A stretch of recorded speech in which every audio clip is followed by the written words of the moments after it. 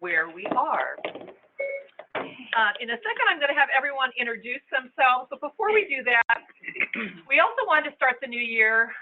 I'm sure we all have our resolutions, personal and professional, but we were reminded, I was at a meeting recently at AARP's beautiful building here in Sacramento, where they have these wonderful tabletops with meeting guidelines on them, and we thought those look good. Let's bring those forward. And so we thought we would propose that why don't we try to do this? Why don't we try to, 1, start and end on time, 2, one person speak at a time, 3, be fully present, fully disengaged from electronic devices, that's the person with 2 phones and a laptop in front of her, use respectful language and tone, and assume good intention. So thank you to, I don't know, Nina, if you want to say a word or two about those. Well, thank you for presenting those. We certainly use them as cues during our meetings, just to remind everybody, we're here, we're present, this is the one thing we're doing. So I hope that other members here, as well as members of the public, find them useful. Thank you. So the other piece we wanted to remind folks of is just where we are in our life cycle of this subcommittee. Again, many of us took a break, and so we're getting back here full in body and spirit. We started in October, and we are doing 8 topic deep dives, depending on how you count, really walking across the continuum of long-term services and supports, beginning with information assistance in October, looking at everything from the range of home and community-based services to next week group services. Of course, a special focus on in-home supported services as our largest program here in California. Also looking at new ways to pay with a potential state benefit, and workforce and financing integration, of course, workforce today. And then really, as we go through all those topics, bringing it all together into a stakeholder report that the executive order asked to be submitted in March. So you see those February and March meetings about finalizing the report for the full SAC and taking the SAC feedback to submit. And then I've heard rumors that some of you think you were done after the March report, so I am here to tell you that we would like to keep you in business, perhaps at a slower pace, a different pace, to continue to inform and advise on the final master plan itself.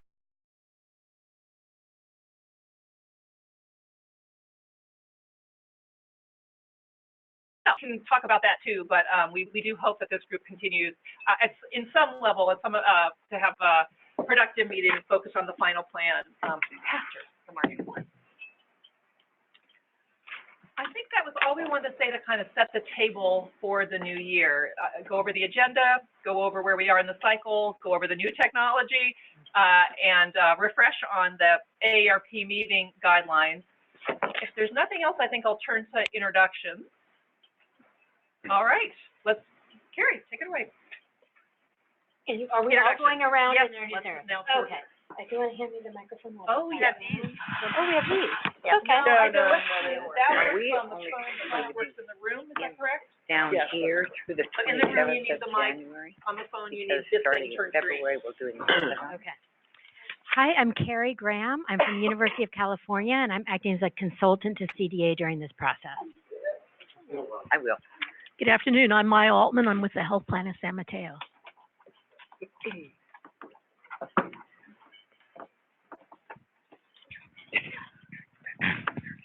My name is Peter Mendoza, and I'm here as a consumer member and aide for long-term services and sports. Good to see everyone. Hi, I'm Sarah Steenhausen with the SCAN Foundation. Craig Cornett with the California Association of Health Facilities. Susan DeMorris, Alzheimer's Association. Donna Benton, University of Southern California and the Association of California Caregiver Resource Centers. Nina Weiler Harwell, AARP California. Patty Berg, former Assemblywoman, also ran an area agency on aging for 20 years. Brandy Wolf with SEIU Local 2015, and I don't know if I'm on my technology, but Heather Young is trying to get in on the line. She's muted, but she's presenting. Oh, thank you, Ray. Sorry. Corinne Eldridge with California Long-Term Care Education Center. Julia Figueroa Toro's Leadership in Government Fellow.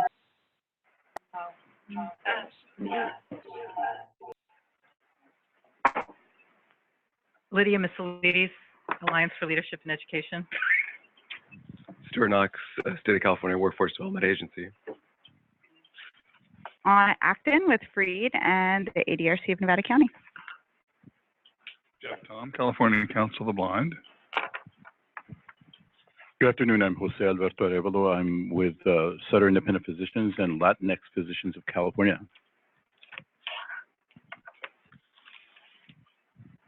Hi, good afternoon. I'm Ellen Schmieding. I'm here representing St. Paul Senior Services as well as the California Commission on Aging. Hi, Christina Boss Hamilton with UDW, United Domestic Workers, AFSCME Local 3930. Ellen Goodwin, Department of Aging. On the phone? Staff member, committee member? Hi. Hi, everyone. This is Monica Bankin on behalf of Supervisor Catherine Barger with the LA County Board of Supervisors. This is Claire Ramsey from Justice and Aging.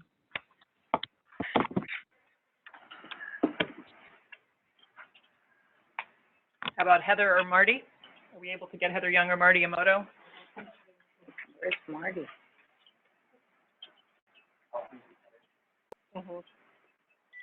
Great. Hello, this is Heather. Yeah, thank you. We can hear you, Heather.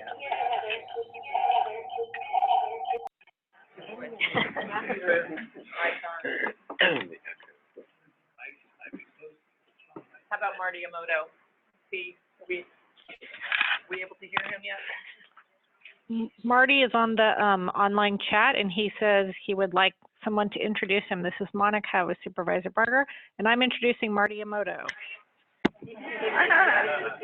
Oh, Marty, you can hear. This is kind of fun for those of us playing along at home. And there's 71 participants listening in total. Right. So here we go. The other thing I wanted to thank you all in advance is we know the materials got out very close to the meeting. It was a combination of holidays and actually perfect storm of family health issues for lots of people involved. So everyone should have a copy of the material. They are posted on the agency page now. We brought a few extra hard copies. They were emailed out. And they were emailed out. Yeah. So we are moving on all of these fronts so that folks have them. Copy? We will aim, of course, to get them out earlier for other upcoming meetings. Thank you for your indulgence on that. And with that, I think I am going to jump right into our very full and turn it over to Carrie Graham to facilitate. I have to step in and out for various reasons, but I will try to be back for the big finish, and Carrie has got it. All right. I think we're going to start with some voices of caregivers, and Nelson, do you want to start with the videos?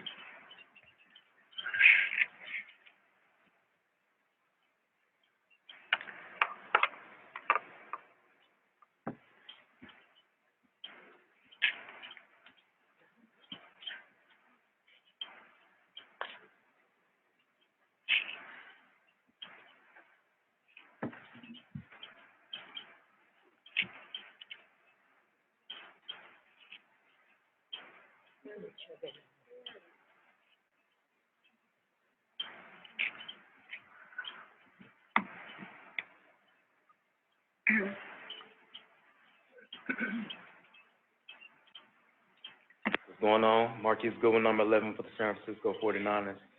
And I'm right here with someone who I take care of. First of all, my mama, sitting in Deja's wheelchair, my sister.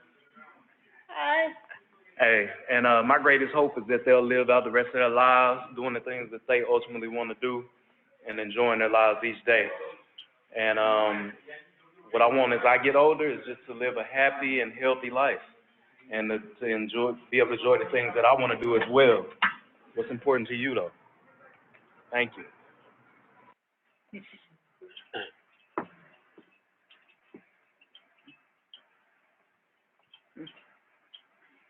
So, and now we have a video that is from the perspective of a paid caregiver.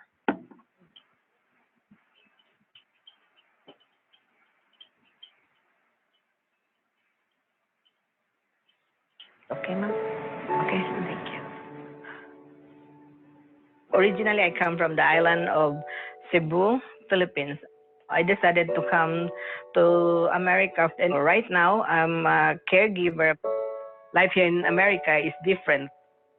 I don't have my family to take care of me here, but I've decided to stay here because I wanna seek out a better economic opportunities and be able to send money home to my grandson. They give Lola a kiss. Bye-bye, love you. I'm passionate about this cause because I'm also a caregiver and experience the abuses, so I know what I'm talking about. Can you tell me something about like your problem? How is it that why are you here? I have to do everything, not only the patient that I have to take care, but also including the family. I have to clean the whole house and then feed the dog.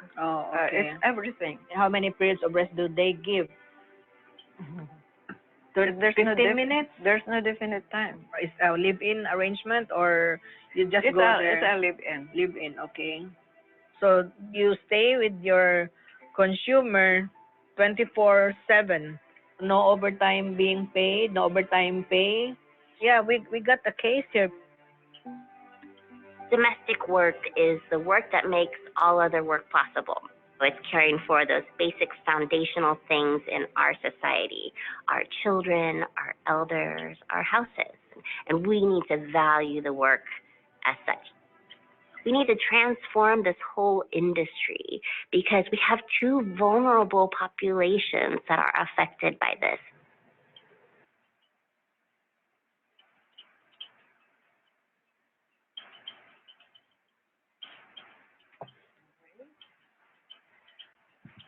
Okay, so with that, we'd like to welcome Stuart Knox, who's here from the California Labor Workforce Development Agency to talk about data trends, the growth and demand and shortfall of labor in caregiving. Why don't I bring you the microphone? Sure. And the clickers. Oh, and the clicker. This is how we roll.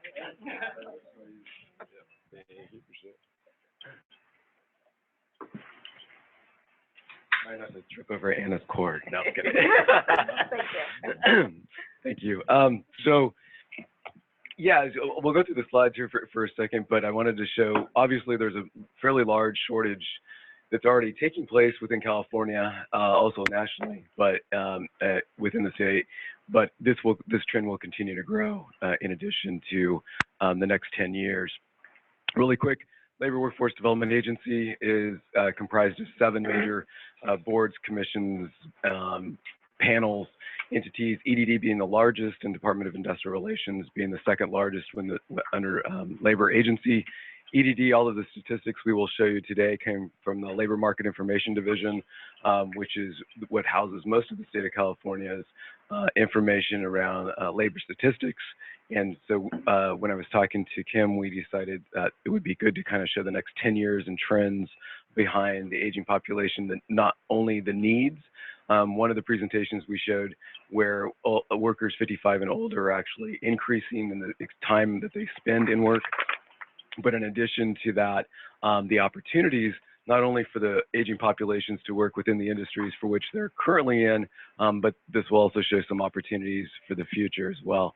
I've also included a few slides in terms of how we're doing with the way the education trends are going within those occupations, which I don't think will be shocking for anyone, but the reality is we're actually not doing that great of a job of actually fulfilling the educational needs of these occupations.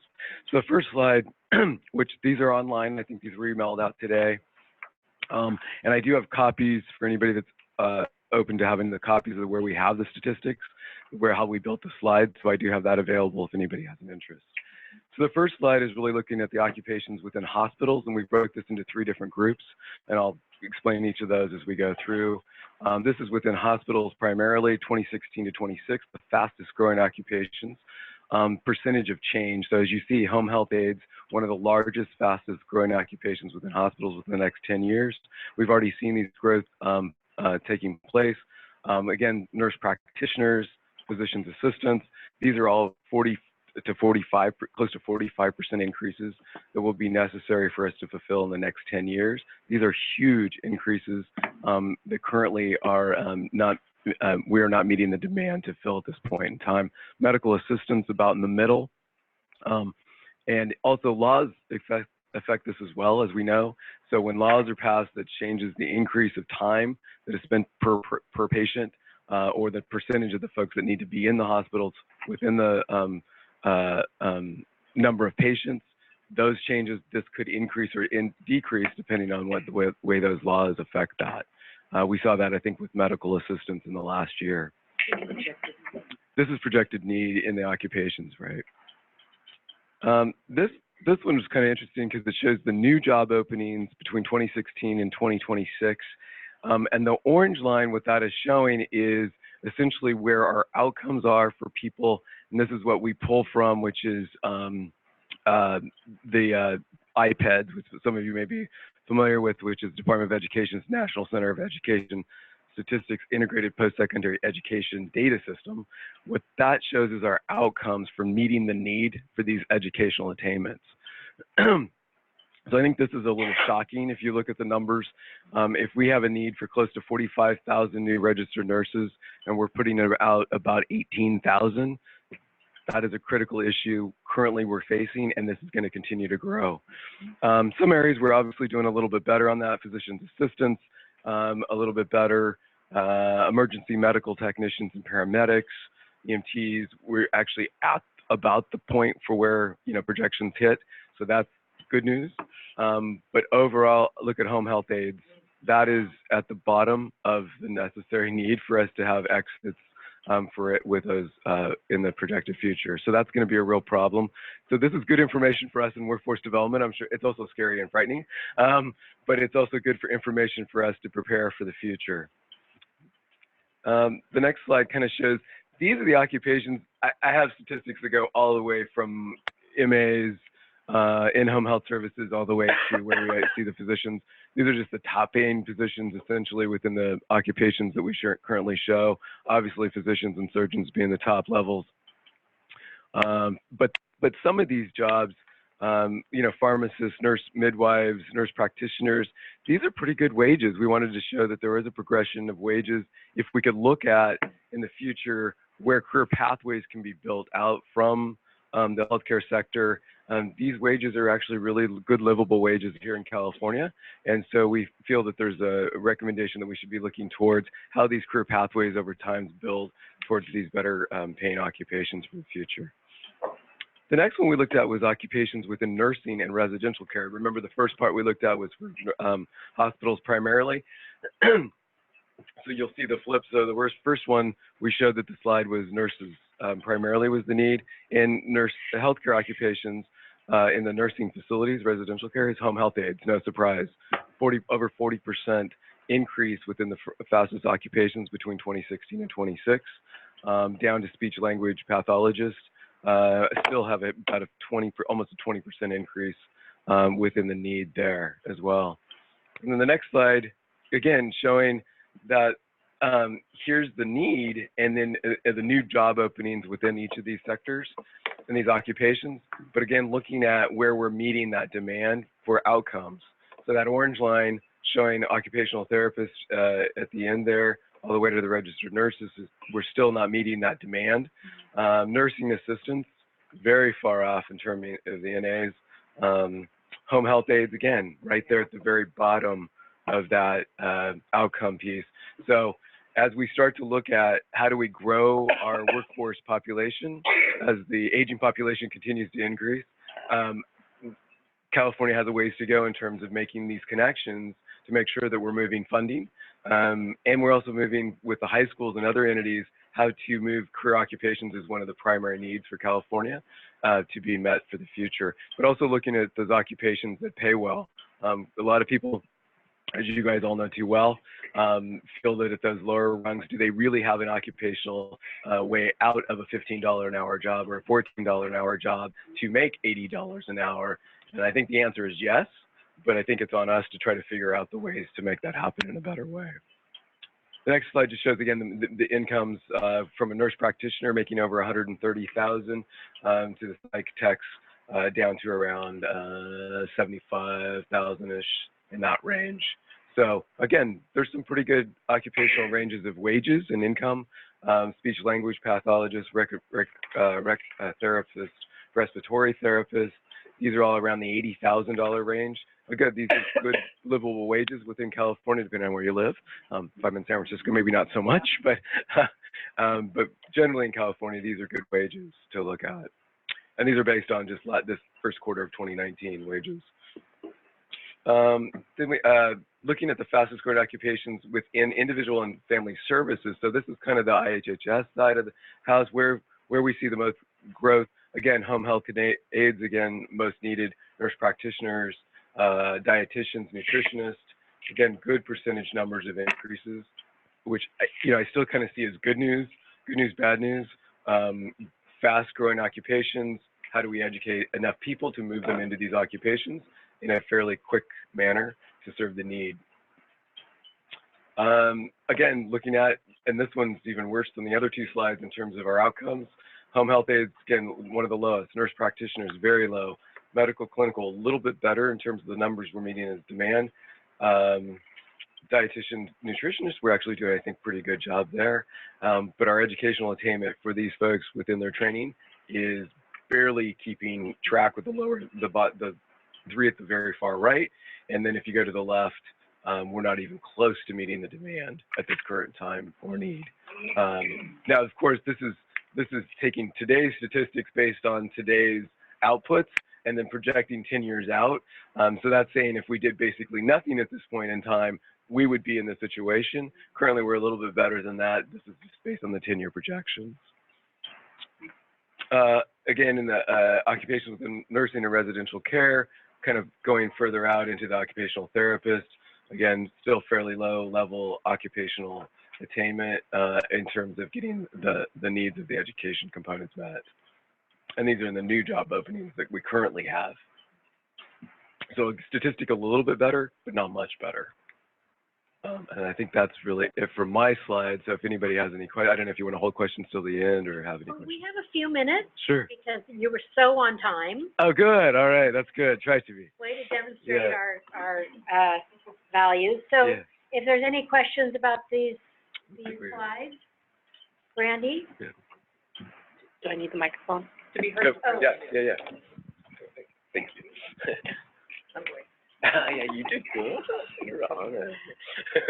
So I don't know if this data is broken out, but I think it's important, particularly as we're doing this work, to differentiate between home health and home care aides. They are not the same.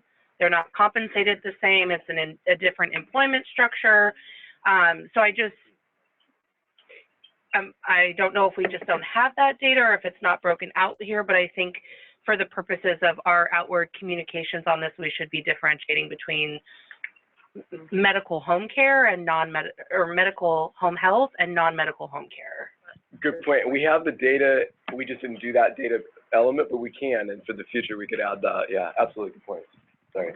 Yeah, good point. And we do have that data. We can get the data. As you guys know all too well, those are joint powers authorities and county ran programs. And so it's a little more difficult for us to get that data. But we do have it, and we could break that out and we could provide that to Kim and that information. Sure. That'd be great. Yeah. Thanks. Yeah.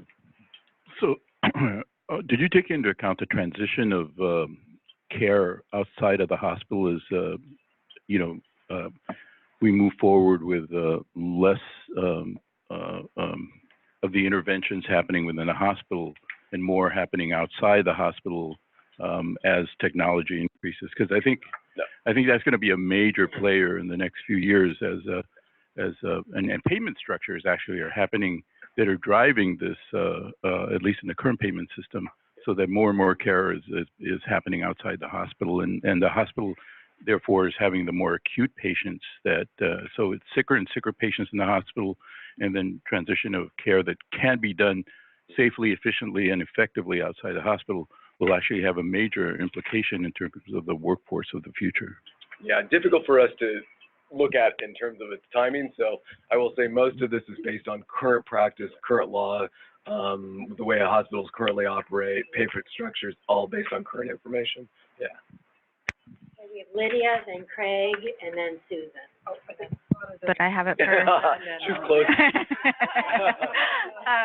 So I just want to tag off of what Jose mentioned, because I think this is a place that we really see a need, is connecting hospital to home and helping with that navigation, and bringing that kind of hospital to the home setting, community setting, to address those social determinants of health. And I think that's more like, it's not a practice that's happening universally right now, but there's really a need to do that, that navigation and that connection between hospital and home. Yeah, quick question from Lydia. It might be available on your website or in another set of slides, but I was curious about geographic differentials across the state, because there's often a scarcity in some areas and enrichment in others. Sure. Yeah, we break this in. We can break it down to zip code if you want. But we break it down right. Yeah, exactly. In rural areas versus the urban areas. We can break it down to regions, if you know, and so just I can get information however you want it displayed. It's not on the website, it is not, it's on the natural. Right. If you go into the, we have 45 local boards, workforce investment boards. If you go on LMID's website, you can break it down by all 45 boards. This information is broke down. And so you can have it, take a look at it by that local board. So that does hit the rural areas for the most part. The 11 counties north of Sacramento, it will break those down into one local area, things like that. So I'll give you a card before. And yeah, you can, it might be helpful for purposes of this group to have so at least some regions. geographic Sure. or rural, urban, or something. Absolutely.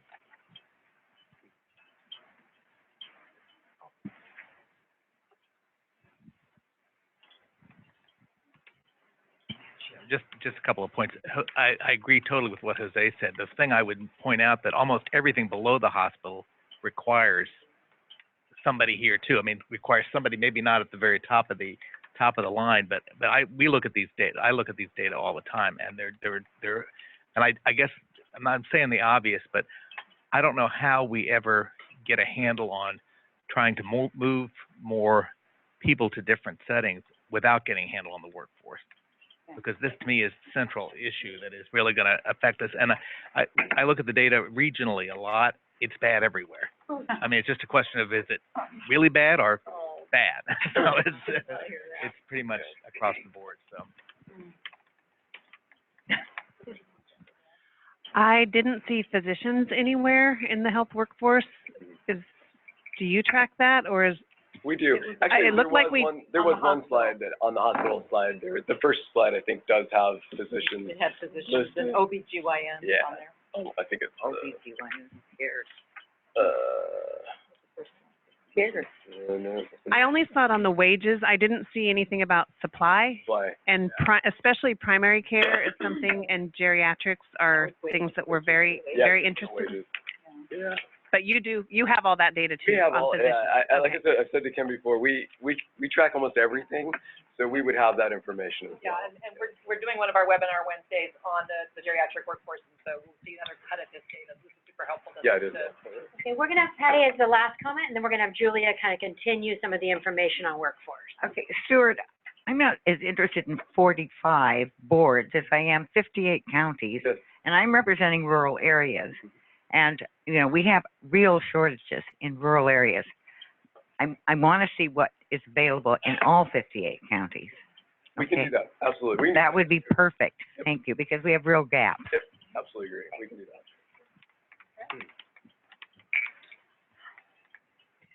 So we're now going to move to Julia. Could you introduce yourself, Julia? Sure.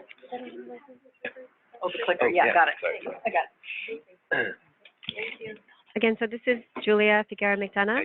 I am here as a Soros Leadership and Government Fellow and also as a liaison to the Secretary of Labor. And I just want to start off with the first slide in this presentation. It's going to be really quick. Oops, I went backwards. I thought this would be helpful to sort of step back and get a bird's eye view of the workforce. And when we talk about, we're going to start talking about the direct care workforce, which is distinct from the paraprofessional and professional workforce. So when we talk about direct care, we're talking about those people, building up what Brandy said and what Stuart said, they're home health aides and also just the personal care aides, the home personal care aides, and the people who perform those jobs without being registered and licensed in any way, because there's a large number of people who perform those jobs. So when we talk about the direct care workforce, we're talking both about the large unpaid family workforce, obviously, and we have there listed what the projected shortage is for that, and then paid direct care workers. And the range in the projected shortage there is primarily due to either projecting based on the current numbers that we have, or projecting based on an assumption that those numbers are underreported and also that people are underserved, right? That the number of people who are actually receiving care is not the same as the number of people who could be receiving care and should be receiving care. So that's why there's such a large range there. And then within the paid direct care workforce, there are obviously the home care workers. A large segment of that are the IHSS workers. The shading there, the coral color, I guess, the orange color, is meant to be indicate public funding.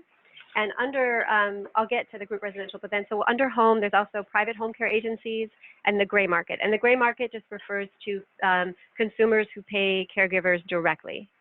And then under group residential, we have in California and many other states, the residential care facilities for the elderly and the skilled nursing facilities. And skilled nursing facilities is actually supposed to be, there's supposed to be a gradation there, since we know that there's 50% of people who are in skilled nursing facilities receive some form of public assistance to be there. So just briefly, I'm not going to read all this aloud, it's there for you to see. This is sort of some of the demographics on the home care workforce. The main takeaway is that the vast majority are women, almost 80%. The vast majority are also people of color, and almost half are immigrant workers. The median wage is, this figure is a little old, it's a few years old, but it's a little over $10 an hour, which adds up to an annual salary of approximately $14,000, which is less than half the median for all California workers generally. So it's no surprise that 1 in 4 caregivers, paid direct caregivers, home caregivers, live in poverty. And then when we move into residential care facilities, the current situation is not much brighter.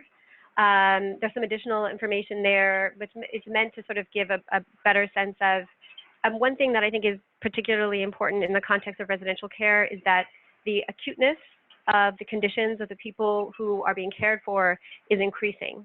But the level of training and resources and staffing ratios are not.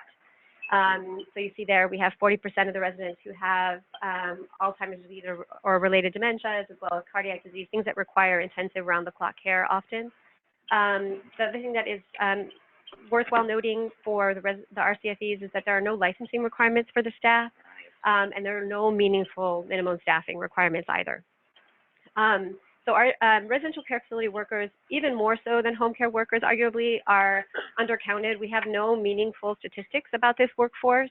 What information we do have is gleaned from Division of Labor Standards Enforcement investigations and complaints. And what we know again is that the takeaway again is that this workforce is primarily women of color, at least half foreign born. And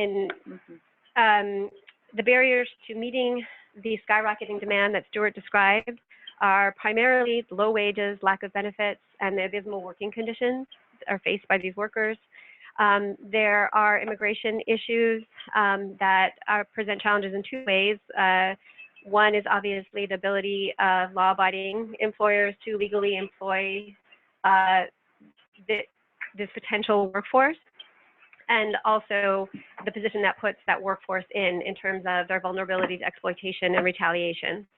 And then Christina is going to speak more directly to the specific challenges to raising wages and working conditions within the IHSS context shortly. Heather will be talking about nurse delegation. In terms of private pay, barriers are many. There's lots of challenges that come with kind of uncoordinated and limited regulations. There's limited union representation, if any, in the private pay sector. There are a lot of bad actor employers, and on the flip side of that, there are a lack of incentives and policy structures for high-road employers.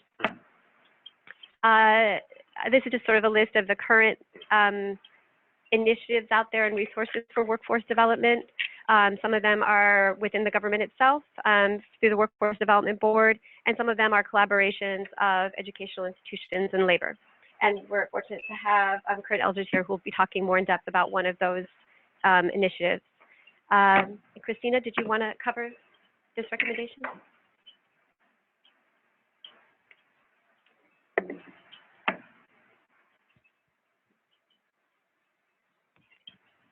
Okay, thank you. Hi, Christina Boss Hamilton, again with UDW. We represent approximately 116,000 IHSS workers in 21 counties. And my colleague, Brandy Wolf, is with Local 2015 of SEIU. They represent the remainder of IHSS workers. And just to give you a very quick sense of scale, I want to say the number of IHSS workers is over 550,000 at this point. So it dwarfs any comparable state workforce, really, which is part of the problem. So anyway, that's a whole other thing. So the recommendation that we, this kind of grouping that put this together, that we want to raise to the subgroup is the transitioning of collective bargaining for IHSS from counties to the state level. This is a proposal that has been around for numerous years. It was done as a pilot back in 2012 as part of the Coordinated Care Initiative. It was only in 7 counties. It had very kind of limited results, lots of history behind that.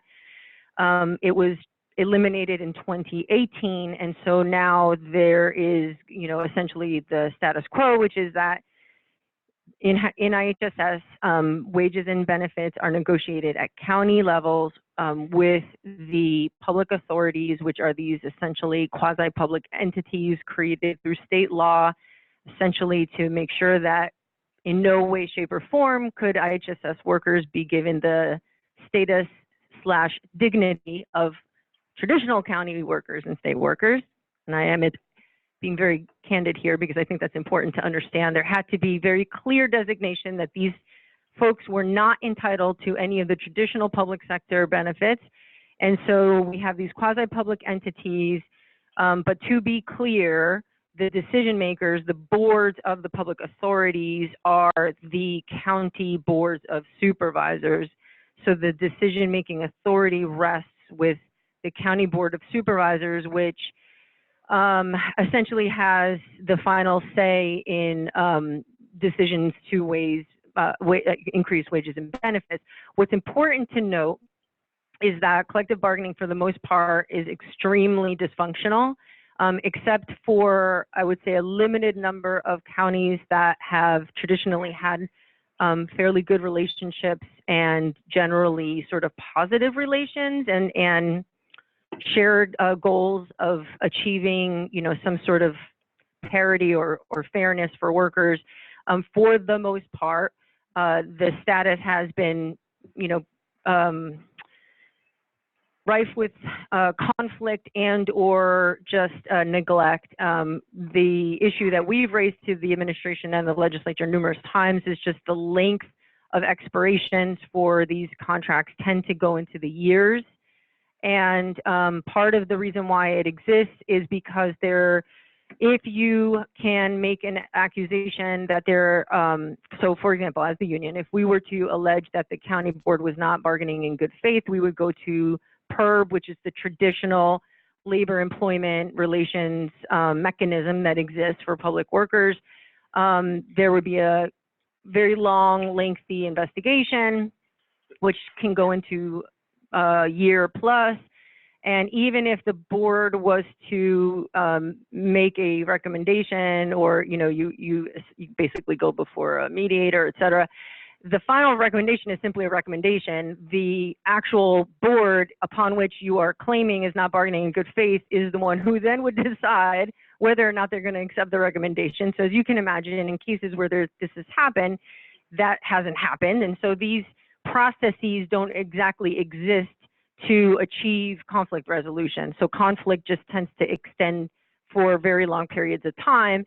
And because we do not have the right to strike as IHSS workers, nor do we want the right to strike, and that actually was part of when this workforce was unionized in the first place. It was sort of a sacred tenet with consumers, was that we would never be in a situation of pitting the interests of consumers and workers against each other. You cannot look at this from a traditional lens of labor relations, in that the worker in this case does not have the option to withdraw their labor, which is traditionally how it works. So a lot of it is very political. It is very much a public relations campaign. Ultimately, what it comes down to is whether or not you can convince these county boards that they should be investing in this workforce. And there's very complex financing associated with that, to be honest with you, not a lot of people understand, including some of the folks who are making decisions. And so just a lot of misinformation and just effort. Imagine this is happening 58 times, right? You're trying to educate and you're trying to make sure everybody's working from the same playbook, et cetera. So ultimately, it is what I would argue not a very functional system, and one that does not achieve conflict resolution or essentially the wages and benefits that it needs to achieve. And I think there's obviously funding arguments, and to be clear, it's not some unlimited pot of dollars that can just be thrown at the issue. There is the question of whether or not counties have available funding, realignment. It's this whole arcane crazy formula. We all know this. Very, very, very long story short, the average is minimum wage. Now that the minimum wage just went up to $13 on January 1st, that is essentially the average statewide, except for a few number of what I would argue are progressive counties, largely located in the Bay, who believe that these workers should get a little bit more. But for the most part, the rest of the state is not like that. At least I'm speaking on behalf of UDW, roughly 10% of our workers are able to access health benefits through the contracts, meaning that they are funded through the collective bargaining agreements. The vast majority of the remainder of those workers are qualified for Medi-Cal. And so we have to recognize there's a huge portion of these workers that are effectively also on public benefits themselves. There is, except I believe for one example in the Bay Area county, there's no retirement security of any kind, nor vacation or holiday pay of any kind. There is a very limited paid sick leave benefit that only happened as a result of a threat of a ballot initiative to increase the minimum wage to $15, which then basically forced Governor Brown's hand to allow these workers to access 1 day a year, and I believe it increases over time, but the maximum is going to be 3 days a year. And so essentially for a large part of the state, any wage and benefit increase that has occurred has occurred through the increase in the minimum wage, which is the reason why that effort was pursued in the first place, because it really became the only way for this to happen. So we believe, and I want to say, there's no opposition from anybody, especially at the county level, that the transition of all collective bargaining from 58 different entities to a state entity will consolidate decision-making. Right now, I'm actually not so much anymore because of the increase in the minimum wage. It used to be wages were wildly different around the state. I mean, one neighboring county to the next could have as much as a $2 difference. And it was all because there was just very much lack of uniformity. And ultimately, it came down to the politics of the board and what they agreed was, important and that they wanted to value. So what we'd like to do, we believe that if we consolidate decision-making at the state level, then we can start bringing uniformity to wages, ultimately, benefits. not only that, but just the program in general, which I think speaks to a lot of feedback we've gotten about IHSS in general, which is that the program is administered pretty differently across counties, really depending on where you live and what the environment for the program is, you know, in that part of the state. And so the state would then have a direct ability to make policy decisions that can begin to do things like raise wages in order to attract the necessary people you need to do this work, because right now that's actually impossible to do. We've worked for many years to try to incentivize increases in wages. I mean, I could go into that for a very long time, but I won't. It has been very difficult to do aside from legislation. So we would like to propose this as a recommendation. We believe that this will actually start to address the issue of being able to recruit more people into this position. Thank you. Thank you, Christina. So in the interest of time, I just want to note that what I didn't note at the beginning was, as we've spoken about in various contexts so far in this subcommittee, 20% of the care that's provided is provided with public funding. 80% of the population is ineligible for that funding. There's a hope that with you know, a different structure for long-term services and care with some sort of public funding for that, which is one of the goals of the committee, that would change. But in the meantime, I think there's a lot of work to be done to gather information about this workforce that isn't accounted for, that doesn't have representation. And I'm not going to go into detail on all of these points, but I think that what the Labor Secretary is interested in doing is perhaps anchoring a working group within LWDA to explore some of these questions and to see how we can work alongside the advances that are being made in labor and with potentially, hopefully, a different structure in terms of payment.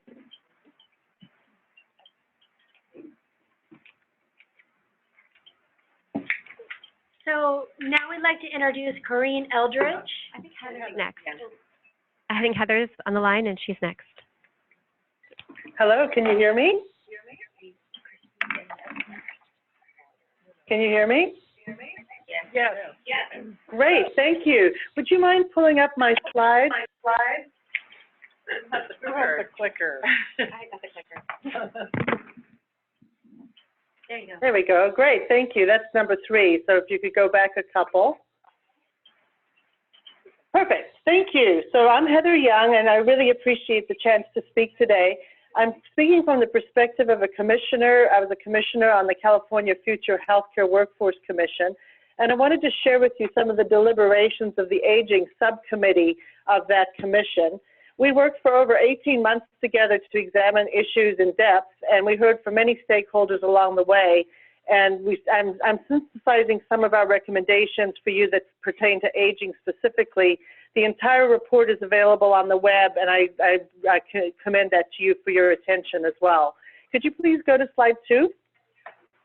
I just want to acknowledge the members of, back one, yeah, the members of the subcommittee. You can see that there's a really good group of people here that have diverse experience and perspective, and everybody really shared a deep knowledge and commitment to older adults, and these all helped us with the deliberation. Next slide, please. We came up with this burning platform slide because we wanted to communicate to people in a quick way. It's complex, but quick. Really what we're talking about, what the issues are here. And what we see is the senior population in this decade is going to nearly double to 9 million, that we're starting to see much more diversity within our aging population in California. And we're seeing more people who are living, who are widowed, divorced, separated, or never married, and now living alone. And an alarming number of people who are living in counties that are below the poverty line and are actually living in poverty as well. The source of care is going to be something that we'll be facing tremendous needs. Someone talked earlier about this hospital-to-home situation.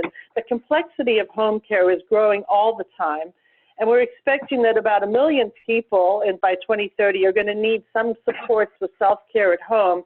Only 100,000 are going to be in skilled nursing facilities. So there's this huge gap and big need in the home. And on the workforce side, where we see different projections on how many people are actually needed, but obviously we're going to need a great deal more people in the home. The turnover is quite high in IHSS workers, and some of that has to do with family caregivers who stop being an IHSS worker when their family member no longer needs care. But what we see is a maldistribution of the workforce to where it's needed. There's geographic maldistribution. There's also a lack of diversity in some communities where the workforce doesn't match the consumers, and so getting culturally appropriate care is not as easy to obtain. And what we're also seeing is that geriatrics is, has always been thought about as a specialty, and yet only less than 5% of the population of health professions, whether you're looking at physicians, nurses, nurse practitioners, pharmacists, social workers, have preparation actually in geriatrics. So this leads me to my next slide, which tells you the three issues that we really deliberated about in great detail. One is the numbers. We need more people overall to meet the demand, and we need people from the communities that are needing the care, that people that can represent the consumer in more ethnically and with ethnic and racial diversity, as well as geographic need. We also had a lot of discussion around work and team design, having the right person for the right thing at the right time. As has been kind of mentioned earlier, the settings are really blending now. People go in for care in short bursts in different settings, and many people end up returning home. And yet our workforce is created in a very siloed way, where we have people who are in different places and can only do certain things, and I'll talk about that more in a moment. But clearly, it's not just a matter of increasing numbers, but it's a matter of getting the right expertise to people where they need it.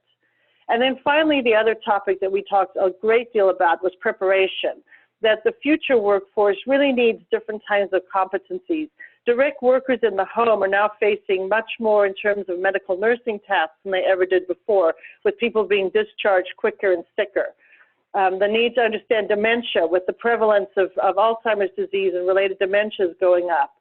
The need to deal with technology, the move towards integrating physical and mental health care, and then even working as a team more effectively and conceptualizing that team differently. These are all the issues that we faced and we thought about. Could you go to the next slide, please? So there were three big areas of strategies that we discussed.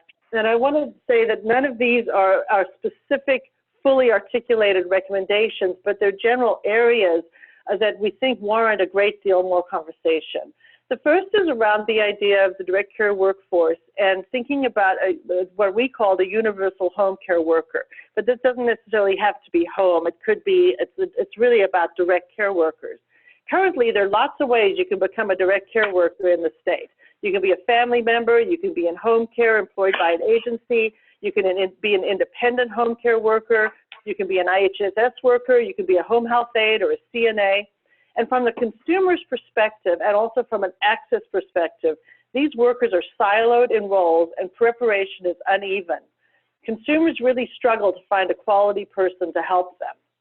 Now, Washington State has made a lot of important strides in the last 20 years to deal with this issue by creating a registry for direct care workers and standardizing levels of training, the basic training, dementia care, advanced direct care, with concomitant salaries that support that additional training. They also fund nurse delegations so that nurses can train and oversee the direct care workers who are performing complicated medical nursing tasks. And all these actions together have enabled more people to have access to quality care in their homes and preferred settings and have bent the cost curve for Washington State. So that's where we were drawing a lot of these ideas from. The second area of strategy was around overlooked workers, workers who are there who could be deployed in new ways. For example, young older adults who may have retired from a different career and may not be able to do the physical tasks, but could be helpful in terms of being available to help with isolated older adults, outreach, other kinds of support. This idea was about how to engage communities, agencies, volunteer groups, and others to strengthen community resources. And then the third area was around team-based care, which is really redesigning how we deliver care using enabling technology and a more robust team so that precious resources are distributed more equitably and appropriately. So these are, for example, thinking about community health workers who can help with managing chronic disease in a clinic. Looking at having nurse practitioners being able to practice to the full extent of their education. Pharmacists being able to work with chronic disease management. And there are regulatory and reimbursement kinds of barriers right now that exist that prevent optimal team-based care. The next slide, please. This is just an example that's very practical about eye drops. Say you're a person who's older and you need someone to help you with your eye drops. Who can give you eye drops?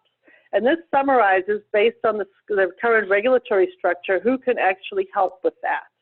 And it's not based on preparation, it's not based on supervision or anything except our regulatory structures. So this is one example, and it's the tip of the iceberg when you think about the number of people who are getting medications every day, need help with wound care, mobility, managing their chronic conditions. So there are a lot of areas where we could improve access for consumers to direct care workers who have some skills and abilities that are recognized for that. I'd like to go to the next slide, please. Just want to summarize very briefly that there was some action in the last legislative and budget sessions in terms of allocating funds, predominantly one-time funds, some are ongoing, and the funding that was allocated predominantly looked at loan repayments and incentivizing clinicians at the health profession level, not at the direct care worker level. There are a number of different bills that have been introduced, and some of them have went somewhere, some of them didn't, but there was some activity in the last year. And then finally, we're all here today because of the governor's State of the State address, where he asked for the Master Plan on Aging to be formed. If you could go to the next slide, please. I just want to briefly mention some recommendations out of this that really articulate what the commission, where the commission was heading. The first is, and this is in collaboration with AARP, would like to see us creating a pilot that would allow us to look at the issue of nurse delegation of medical nursing tasks and to really explore how that could be deployed in a different way. This has been done in other states. There's states to look at for guidance about how this has been accomplished. And I think it would be something that would help us to practically, test out a new model. The second is looking at full practice authority for nurse practitioners, particularly when you look at medically underserved, geographically dispersed communities. Nurse practitioners are very key in providing long-term care services and supports, and there are barriers right now to their ability to do things such as order home health care and to really practice in a way that is optimal for consumers. The second big recommendation is around having conversations about how we can evolve some of our regulatory and role redesign discussions. This idea of the universal worker is an idea, and it warrants a lot more conversation taking into account many other stakeholders.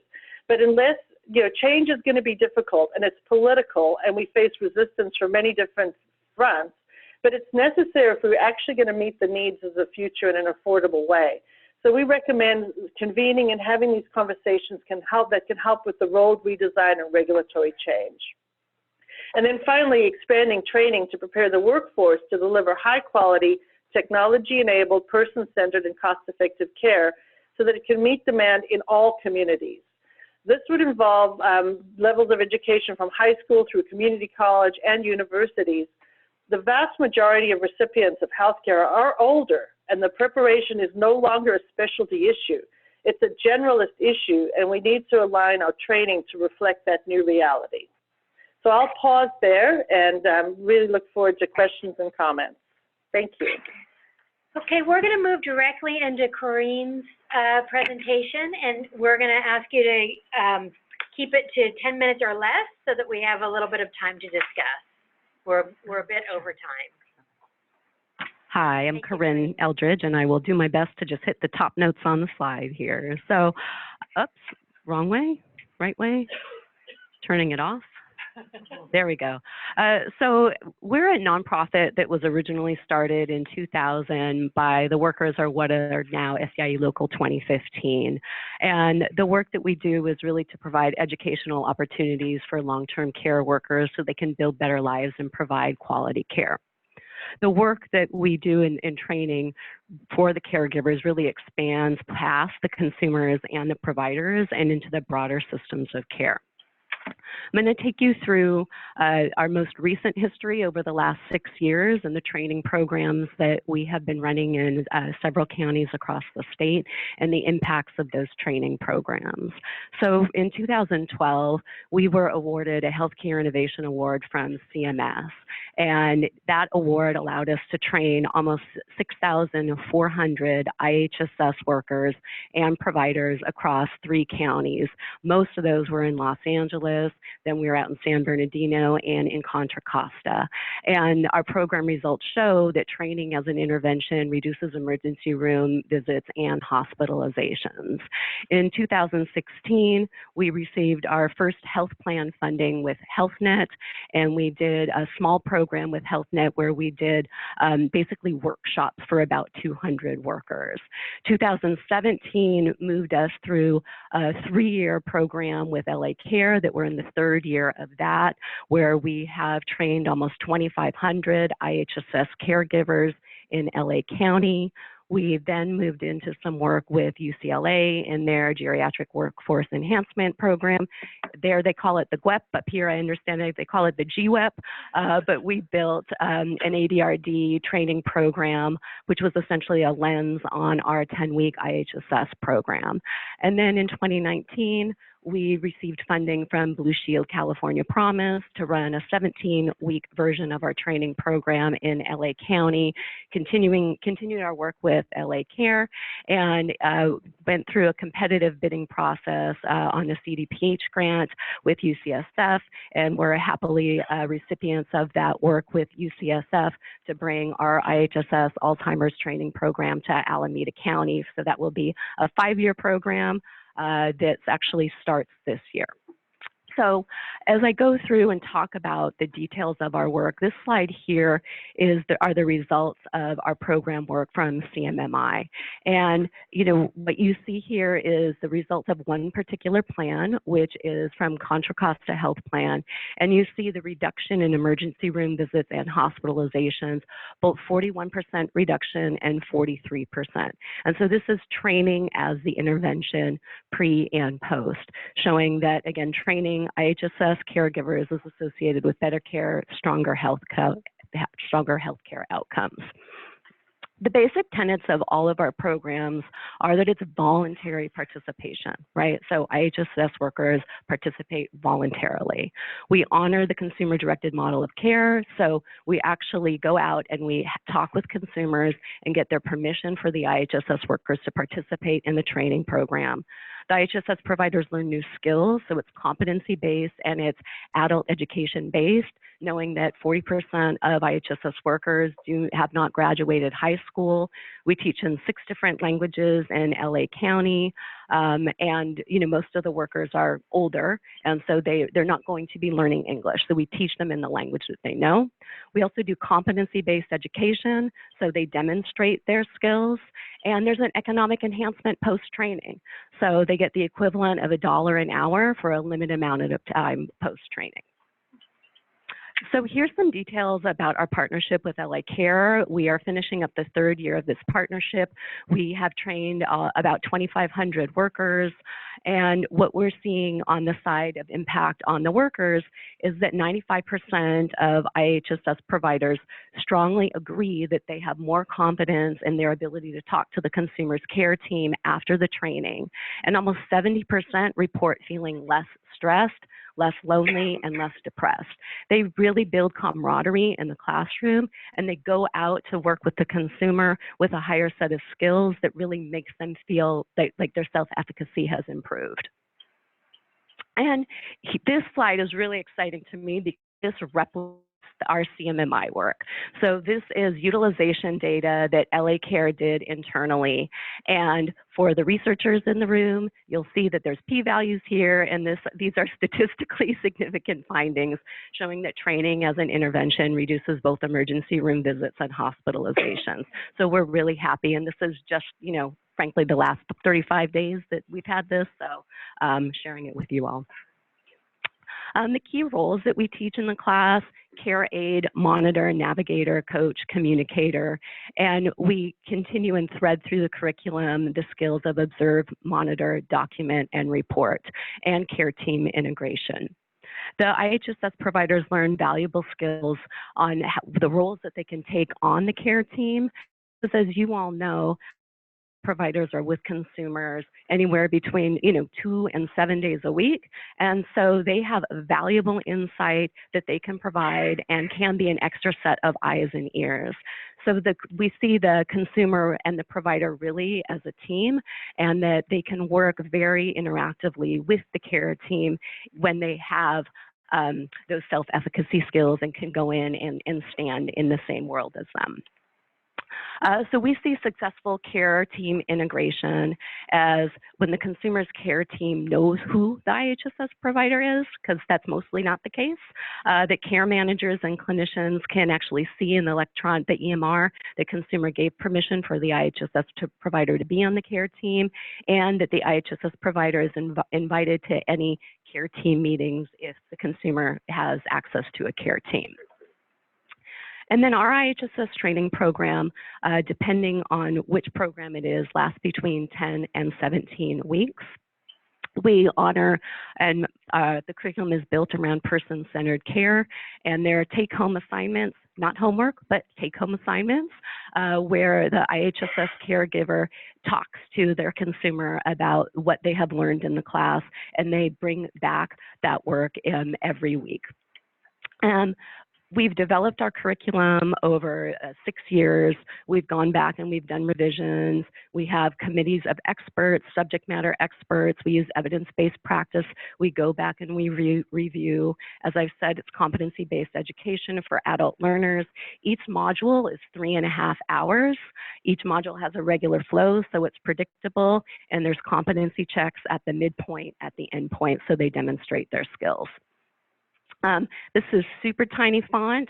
You can read it yourself, I'm quite sure, but what you'll see is that we have a core training, which is 10 weeks, 10 modules, focuses on ADLs, IADLs, personal care, CPR, a set of skills. Then as we move up the ladder to enhanced, we get on body systems and disease specifics, move into advanced, we dive deeper, and then on the ADRD curriculum, it is a lens on our original 10 modules that really focuses on ADRD skills. We have done internal analysis and compared our graduates to similar demographics in the counties that we have worked in, and what we have shown is that our training program improves retention between 5 to 12%. So that we think is a good thing. And of course, we can talk about training IHSS caregivers without at least one story. So this is the fabulous Keisha Reese, and she has taken 2 different versions of our training program. And the way that she talks about it here, and I'll let you read it for yourself, is really around the consumer-directed model of care and person-centered care. If you were to look at the words that she says and how she talks about just really centering what she does differently and thinking about what the needs of her consumer are. Lastly, here's a wonderful picture of our one set of graduates. In most cases, students have never received a diploma of any sort, so they take the graduations really seriously. They buy their own cap and gown. They're full of joy. They're full of pride. They're also full of a lot of tears.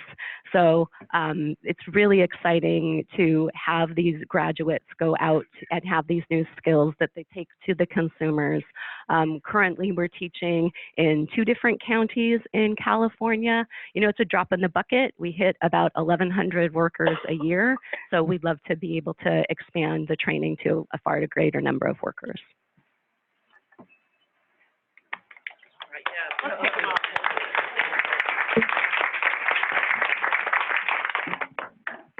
Very good. Oh, sorry.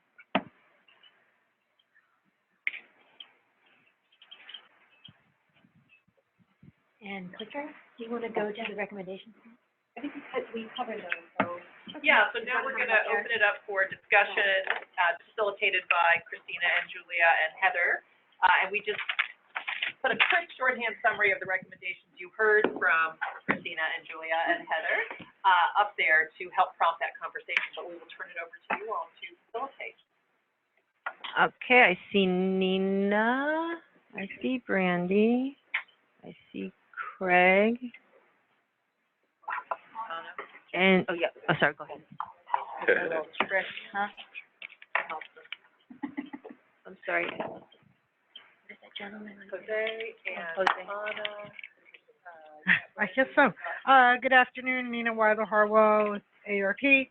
I just have a question about the module that we just heard about, which I found really informative.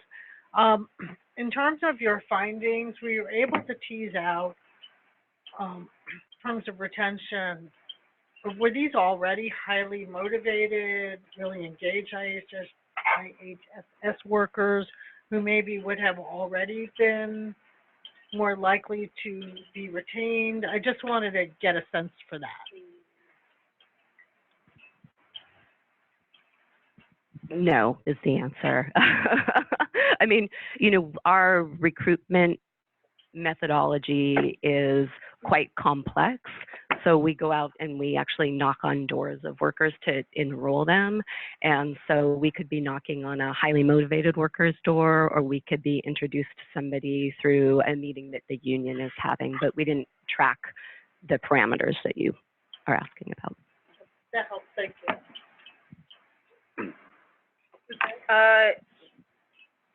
Brandy. Recognize my own handwriting. So I just want to appreciate all of the recommendations that have come forward. I think that this is a really important piece of the work. I have been relatively vocal throughout the work of the California Future Health Workforce Commission about the recommendation to establish a pilot that increases delegation to non-IHSS health and home care, home health workers. The idea of a universal health care worker, as it came out of that report, excluded IHSS based on concerns that Alma Hernandez and I raised as part of staffing to that commission. And those concerns still stand. So I understand the intent of the slide around the eye drops, but where I have concern is around the population of IHSS providers having the exemption from the Nurses Practice Act as an extension of the consumer's body. I've raised that concern here. I feel like we open ourselves up to really big political implications around scope of practice when you start to expand populations of workers that are doing things that they historically have not. It's not a fundamental opposition to the recommendation. It's more about the political reality and sort of where this group wants to go and the full advisory committee on a set of recommendations. But I would just flag from SEIU's perspective, there is a concern around the recommendation number 1 from that presentation. Brandy, this is Heather. Thank you for raising that. And I absolutely am aware of how, you know, these are complicated issues, and we really wanted to get ideas out on the table for more discussion, and really is warranted to have those conversations because they cross so many levels of politics and representation and different issues. I think overall, what we're looking for is a better prepared workforce that can actually do care where they need to and have the supports they need. And that's why, you know, we're not saying adopt the idea as was presented in the Commission's report, but to convene the conversations and to move this forward, because we do need to change how we're doing things if we're going to meet the needs for the future. And I really appreciate and respect the differences of opinion that we have around that. All right, Craig, next. Yeah, it's interesting because that was one of the points I wanted to raise too. I actually think all the recommendations I think are very solid. Two things though. It strikes me if we're really going to make progress on this though, we have to be open to a lot of different things. There's going to have to be 1,000 flowers bloom here, it seems to me, in terms of actually, and some of these are going to brush up against scope of practice issues, but I don't know that I think I'm not so sure you're going to necessarily go too far. CNAs that can't pass medications make no sense at all to me. With a little extra training, but that is one of the things we have right now. There's no way for CNAs to pass medications, as we saw on the eye drop slide. It seems to me we've got to address those issues head on and have those conversations. And we've got to provide a lot of different options here, and a lot of different. There's a lot of different little things that you can change here and there. The other thing too is, Stuart's point I thought was a good one about trying to find a career pathway here. These things are all career pathways that people can see. A CNA can see the option to become a registered nurse, can see the option to become a social worker, whatever they want to do. And a lot of the workers that we have in this world are people are there because it's a calling. And we ought to, if they're there for it, it's a calling for them, we ought to accentuate and find the best way to use them possible and throughout their entire career. So I just think we ought to be really open to that. The last thing I just point out is on the training. It's hard to argue against expanding training. I just don't know what that means though exactly. I mean, because it seems to me we could do a lot more we do a lot with the community colleges now, but we could probably go further, and in particular in the high schools, in a lot of these areas too. So I have Ellen, and I'm sorry that we have 4 minutes left. Okay. Very, very fast. Thank you. Hi, Ellen Schmeeding.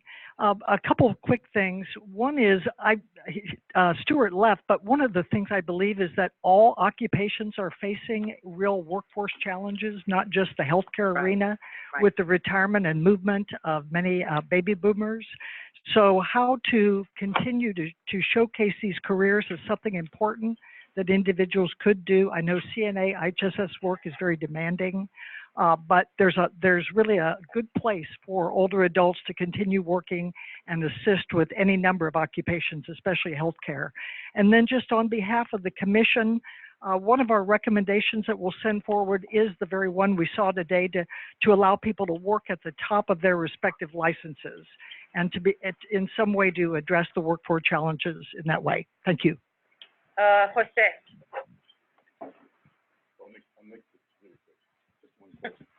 So Jose Alberto Arevalo again. Really like all the recommendations. Feel like they're very strong. I do have one question, and again, it's just because I tend to try to look more universal. Is there an opportunity for more gender diversity within the workforce for IHS workers? I'm not sure if this is just naturally that happens, but it seems like there's a potentiality for gender diversity, especially around some of the high need patients that may need more physicality. So just a question of the kind of thinking a little bit more universal. We have 1 minute left. Donna.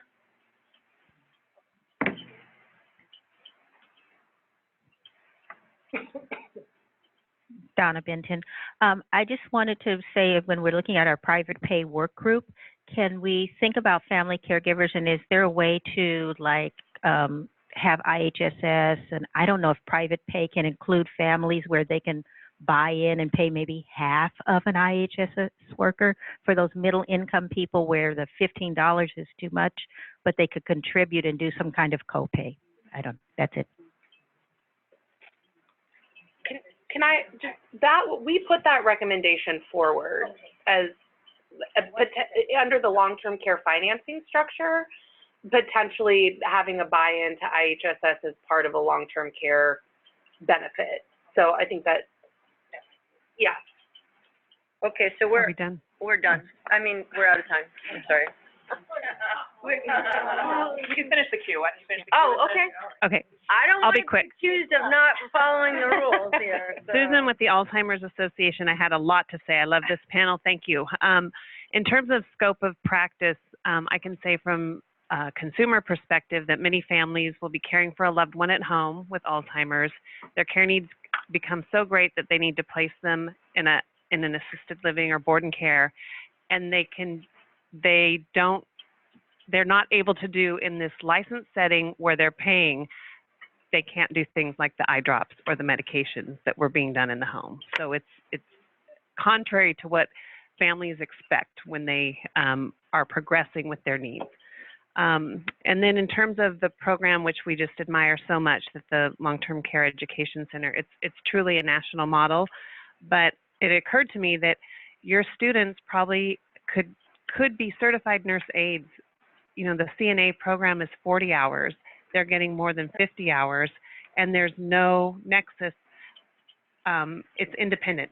So they don't graduate that and act as a certified nurse aide when they could, or do they? No, I have a lot to say. But I mean, that's the kind of career pathway, because there's not, it's all in isolation and siloed, and so it doesn't transfer anywhere when people, or even when someone's trained in an assisted living community, the mandatory dementia hours, it's not portable anywhere else. They become a specialist in assisted living, but they can't take it anywhere else. I have Anna.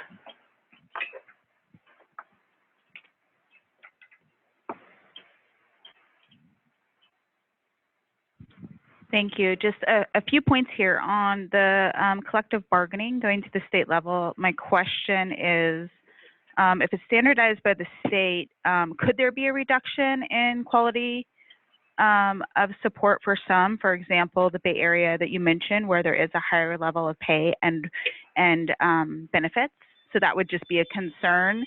There's really a need, of course, to increase wages and benefits. We need a strong baseline for services, especially in some of our rural, small public authorities. We get $150,000 in funding, and how do you run an organization on that? And then I wanted to mention on the public authorities, I've mentioned this before, but I just kind of for the record, I really think that the public authorities could be expanded to the private pay industry. There are a few public authorities that are doing that, and that kind of addresses the gray market piece that was discussed today, and it could help with recruiting, training, and support. And you kind of mentioned that as well, Donna, around how do we kind of use that foundation for the middle class, right? And then third, I just want to mention training initiatives. Love it. These are really good recommendations. We have some really robust training that's happening in certain public authorities, including Nevada County, by the way. I'll just give a shout out. But it also is a foundation to expand it to private pay as well, right? So this training initiative could be for both the public and private piece for caregivers, and is kind of a good practice that should be funded. I have Sarah. Claire. Yeah, hi, thanks. Two quick things. One, I just wanted to flag or ask about savings coming from the reduced hospitalizations that you saw in your study. I just wonder how much money is there and can be used to create a positive feedback loop to keep people in their home out of the hospital, but to expand services that they need and to reduce costs for hospitalizations and other more extreme interventions. So that's just sort of putting that out there. The other thing I just want to mention with all the talk about training is I think there are some models in the childcare world where I used to do a lot of work that might be worth looking at, you know, in terms of how they sort of step up. They have a more traditional community college and four-year university-based structure to like train teachers, but it's not as rigorous and as degree-oriented as, you know, getting a teaching credential is, or teaching in K through 12. But I think there's some lessons there about, you know, moving up between associate teacher, if there were to be created a career pathway with some of the things you're talking about, with certain amounts of training, you know, requirements or units. you know, I think we don't have to reinvent the wheel, but I think we could use other models to help us figure things out. And then I think, you know, what we have to say is how much of this training can go into ultimately paying people better if they're going to be better trained to do their work, and hopefully longer term employees. Okay, Patty. Thank you.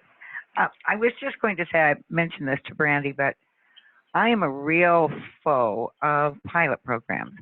So even though you have it down as a recommendation for a pilot, it's a rarity to see pilots go anywhere but stay a pilot. And I would just, you know, as a legislator, I'm just saying it wouldn't go anywhere, it would stay. So have you relook at that recommendation as a pilot? Well, as I thought it was your organization. I was moving it forward. Okay, sorry. And I have one question as the last person on the queue. Yeah.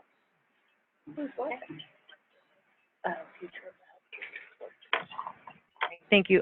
This is for Heather. Heather, this is Christina Boss Hamilton. Was as part of the work of the the commission, like blah, blah, blah. Did you guys talk about funding did you talk about funding at all, or sources of funding, or how to go about increasing wages in any sort of concrete manner? We talked a lot about wages and the structures that are barriers. We didn't come up with the great answer to how to solve that, but it was a core of the whole thing. It wove into the career ladder opportunities as well.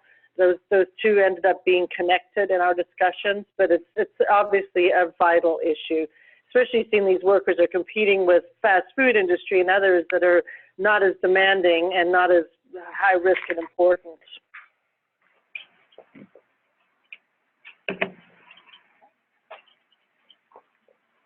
Okay. So we will be coming back at the end to kind of summarize, recommendate actions and next steps. As always, we are aiming to air out the big issues and begin the conversation, and a lot of work happens outside of the meeting. One other point I wanted to raise, just a process point, these 4-hour meetings are long, and we have not built in a common break to keep plowing through. So 2 things about that. One, we'd love your feedback on that. If we have a couple more of these ahead of us, if we should just go ahead and build in a common break. Given the packed agenda today, I think we want to keep moving, but I would we expect all of you at some point to be out of the room, let me put it that way, for a variety of personal and professional reasons. So please do take care of yourself during a long 4-hour meeting. Did you want to speak to that, Anna? Well, public comment, also wondering if we can build that in throughout instead of people having to wait to the very end. We can take that in too. There's pros and cons, there's challenges of that too, but we can take that as feedback too. So think about the bathroom breaks and think about the public comment for the remaining meetings. That's great.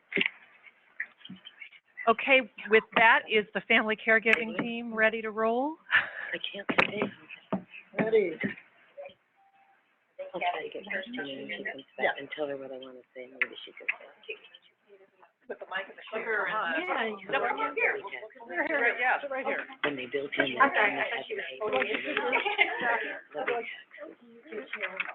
okay. How are you? Unless they've got a money-making business in the county, they can't collect more taxes to pay higher wages. Here. Click, you got your clicker, you got your microphone, you got your... Okay. All right. And it's answering We must not rely on the personal values of the individual board of supervisors. Okay, thank you. I met monthly with all the other PA directors. There are some supervisors who say, supervisors aren't as smart as my cows. Well, thank you. I'm Kathy Kelly. I'm Executive Director of Family Caregiver Alliance and the National Center on Caregiving, and we're one of the Bay Area resource centers of the CRC system in California. I'm really pleased to speak today. Are my slides up? Oh, I'm sorry. There we go. The overview. Here I am. All right. Okay, it's all about the family. I'm going to just make mention that I did not hear any workforce issues or conversation around social workers. And as a short comment, I had 2 staff members go for their LTSW exam recently, like in the past couple of weeks. There were less than 5 questions on there about older adults. Just saying, wanted to make that comment. I'm going to talk about family caregivers. I'm going to distill a whole bunch of information. There's tons and tons of stats out there. I can lead you to all sorts of stats if you're interested. What I wanted to do was distill what I saw as sort of the overriding trends that are going on in family caregiving here in the state and also nationally. What kinds of lessons have I learned from working on the national level with others? Right now in California, we know there's 4.7 million caregivers. However, I want to make a statement. I think this was alluded to a little bit earlier, particularly in Heather Young's presentation.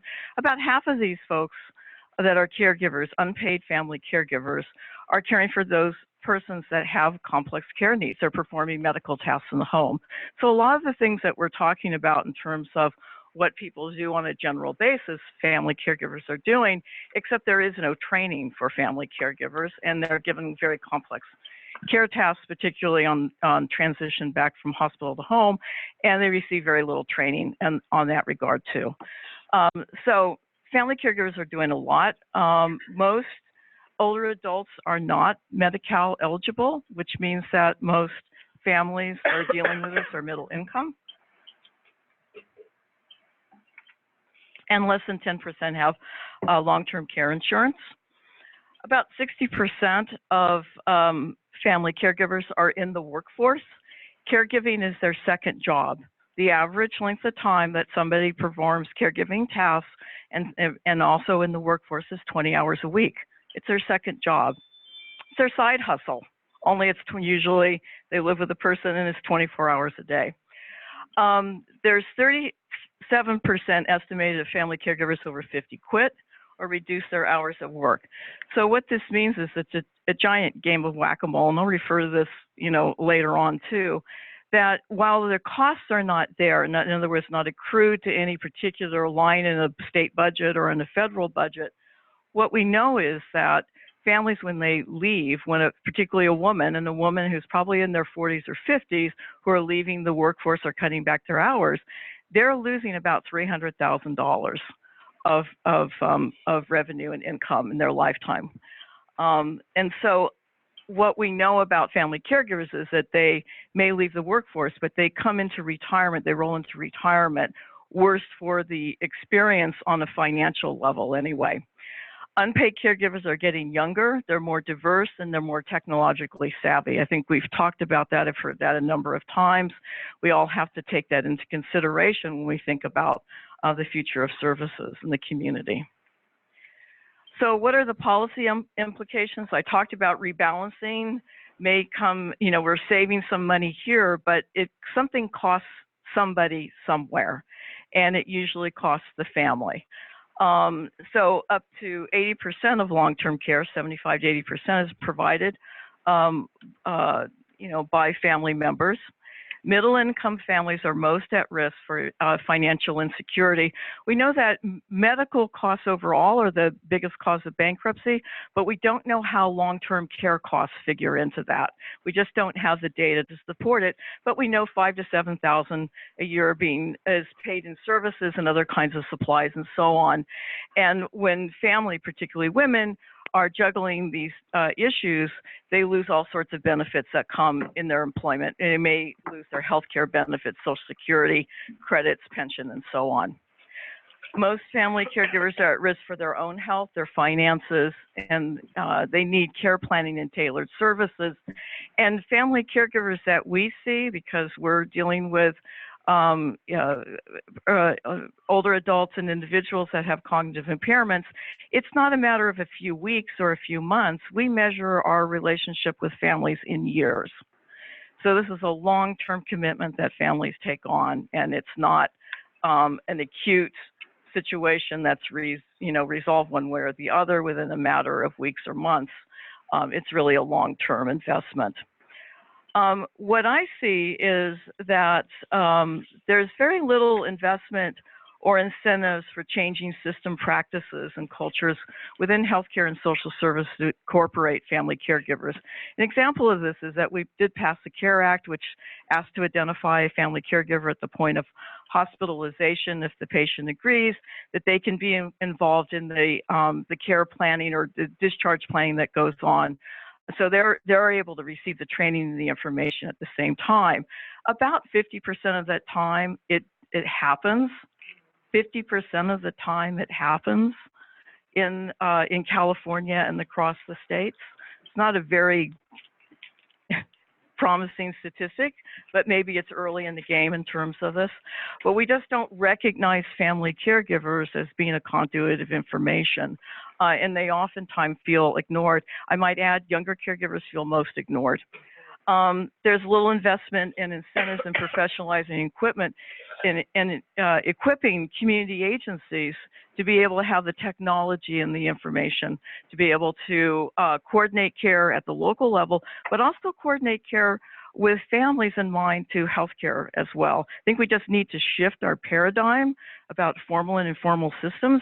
We need to bring those two together in a more effective way. So I'm using my computer instead of this, sorry. I'm going to talk about the CRC system next. Do you want me to take questions after both of them? Keep rolling, okay. I'm trying to just move it forward, okay. Okay, at least got a little bit, okay. So I'm just going to use the who, what, when, where, and why with the CRC system. The WHO is the primary client for the Caregiver Resource Center system, which is not a new system, by the way. It really took shape in 1985 and moved forward with the development of 11 Caregiver Resource Centers. Before that, there was a demonstration, a pilot project that actually did get memorialized. So it's an unpaid family caregiver is our primary. The adult needing assistance is the secondary client. It's adult onset of any cognitive impairment occurring after the age of 18. Behavioral health and developmental disabilities was expressly precluded in the enabling legislation. Most of our diagnoses that we see for the care recipient are dementia related, stroke, Parkinson's, head injuries, brain tumors, all the really fun kinds of things. We see it's about 85 different diagnoses. And there's typically other kinds of things, other kind of chronic care conditions that are going on within the care recipient population. We don't have any income restrictions. This is actually a program that was meant to serve the middle income family, so it was a little ahead of its time. These are specific services. I'm not going to go through them. You have them on the slide, and also there's information and there's a handout about what the CRCs do. But the common thread across the CRCs, particularly now with the augmentations, which I'll talk about in a minute, is that there's a common intake and a uniform assessment that gathers a significant amount of very complex information about not only the functioning of the family, but what are the care conditions the family is facing in terms of the care recipient as well. These are followed up with tailored, care plans. And then there's a variety of different kinds of interventions that are deployed, information and other kinds of evidence-based and best practice interventions to reduce coping skills and reduce stress and so on. Consumer-directed respite vouchers that we've been operating since day one, therapeutic counseling support groups and so on. So there's a whole variety of different kinds of interventions. One size does not fit all.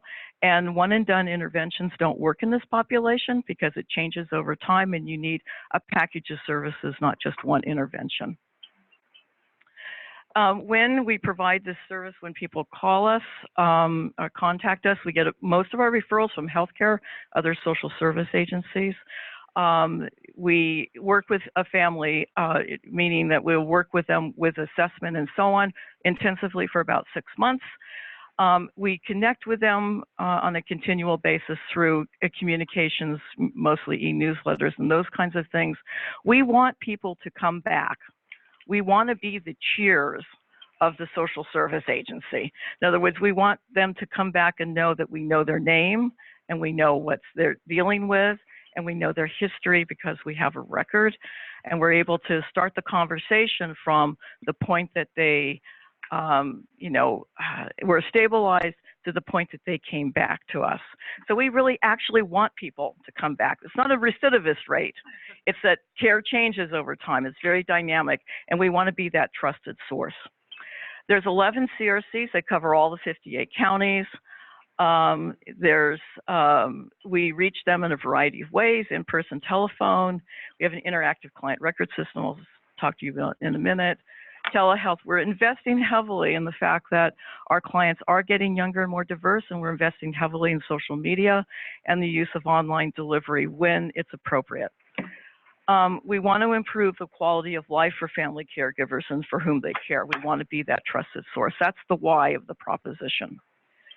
So we were very fortunate this year to have an augmentation request that was built upon work that we did, started at Family Caregiver Alliance, also worked with Donna Benton at USC to test an interactive client record and other means, these other online platform means to reach families and work with them through a California Department of Public Health grant for 3 years.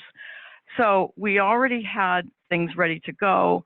We know that the population is changing. We know we have to scale, and we haven't talked about the scaling very much, but scaling is sort of the name of the game. We've got a big population in California.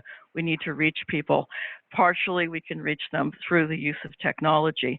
So the expansion goals on this is absolutely reaching more people, 30,000 with sort of general information and education, 8,000 with more in-depth record, which means we'll have a population sample of information from across the diversity of California, however you cut it, geographic and ethnically and so on. We'll start to be able to see as we look at assessments and reassessments, you know, what families are facing and what the outcomes are of the interventions. We're deploying the interactive client record and also all the rest of the online functions, platforms to do telehealth in particular. We want to make it easy for families to interact with us, not harder.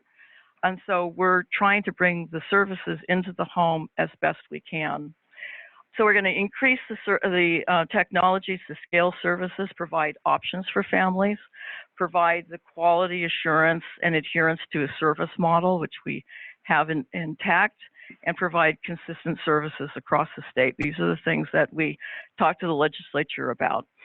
There are 3 statewide projects that are also attached to this. One, of course, is the implementation and training on the technologies that are going to be deployed. We're going to be back up here next week with many of the staff across the CRCs. We have from now until June 30th to get 8 CRCs up and running, so it's a very short track. So we need to get the plane to, you know, the plane has to fly because we have a short runway.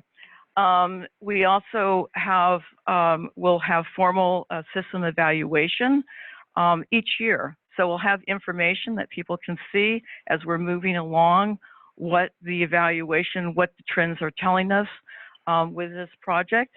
And we also have a statewide marketing really invested in social media marketing. Whenever we invest in social media, talking about my own organization, we reach a whole different group of people that are not reachable in the usual and customary means. Because they're in the workforce, because they're younger, this is where people are getting their information. So we're investing in statewide marketing. I think that's it for me.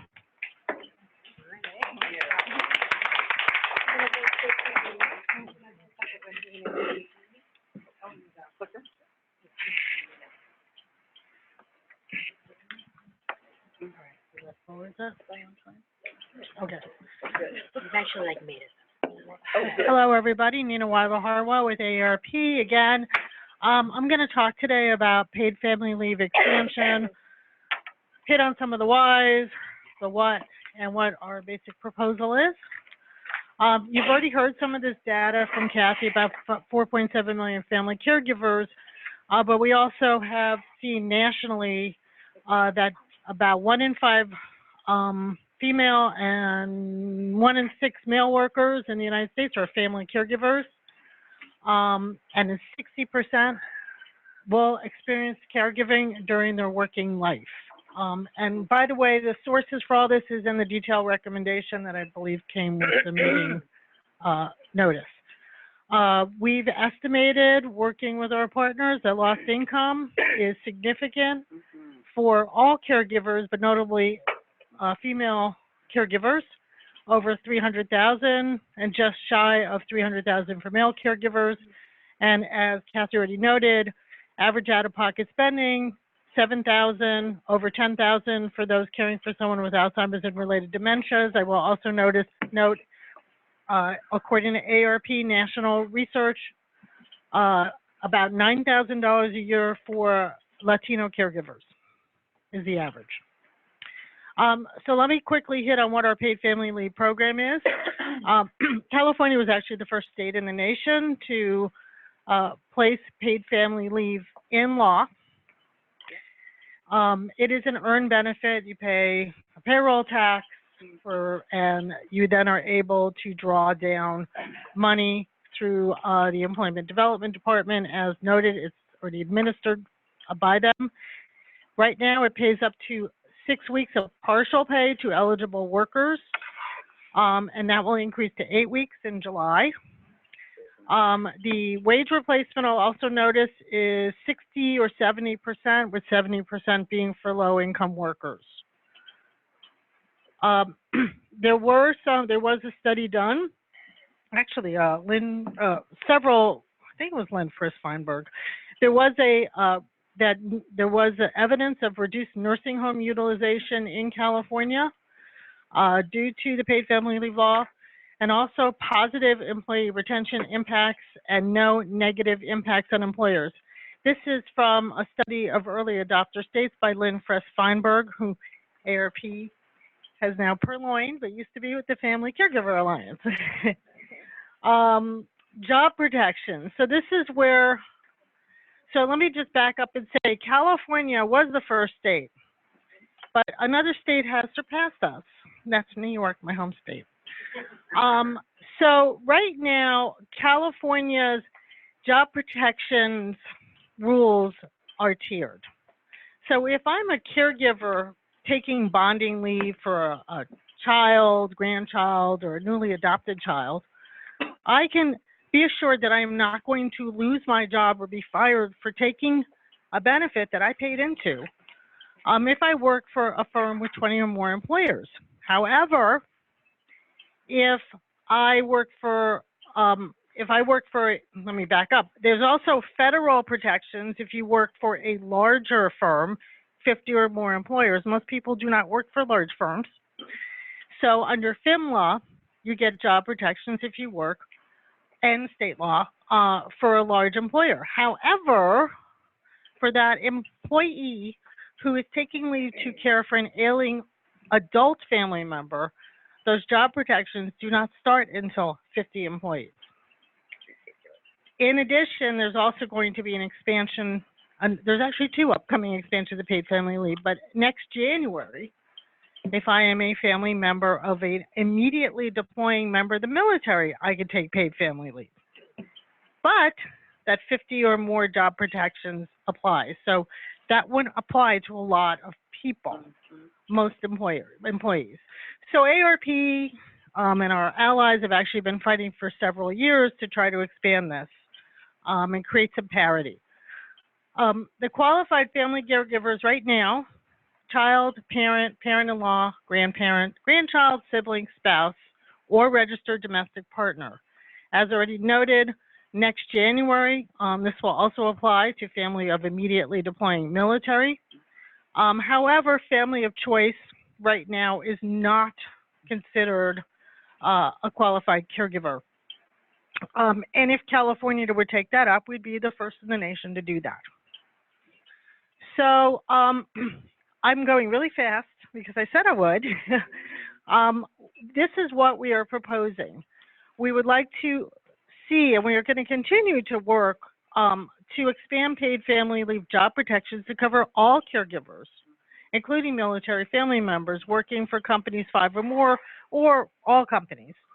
And we'd like to see family of choice included as a qualified caregiver, recognizing family realities in the 21st century, as well as the realities of many in the LGBTQ community. So another thing also I want to highlight is that the current budget included $8 million, which we really appreciated, for an enhanced outreach for paid family leave. There have been real challenges, especially among family caregivers, in taking paid family leave. There's several causes. One of them is a lack of knowledge of the program. And this is especially acute in communities of color and in the Latino community, where there's a lack of knowledge and also concerns about job protections. But even that lack of knowledge is one of the barriers. So we did appreciate that $8 million was part of the budget. AARP and partners did advocate for that. What we'd like to see is a greater focus on in-culture, in-language outreach using community-based organizations, which is something that I know AARP and partners are working on with the Employment Development Department. But it's really important that we use those community connectors that know the community, can speak to them in a way that is relevant. And so this is one of the ways we'd like to see that outreach go forward, is through the use of these community-based organizations. And that is it.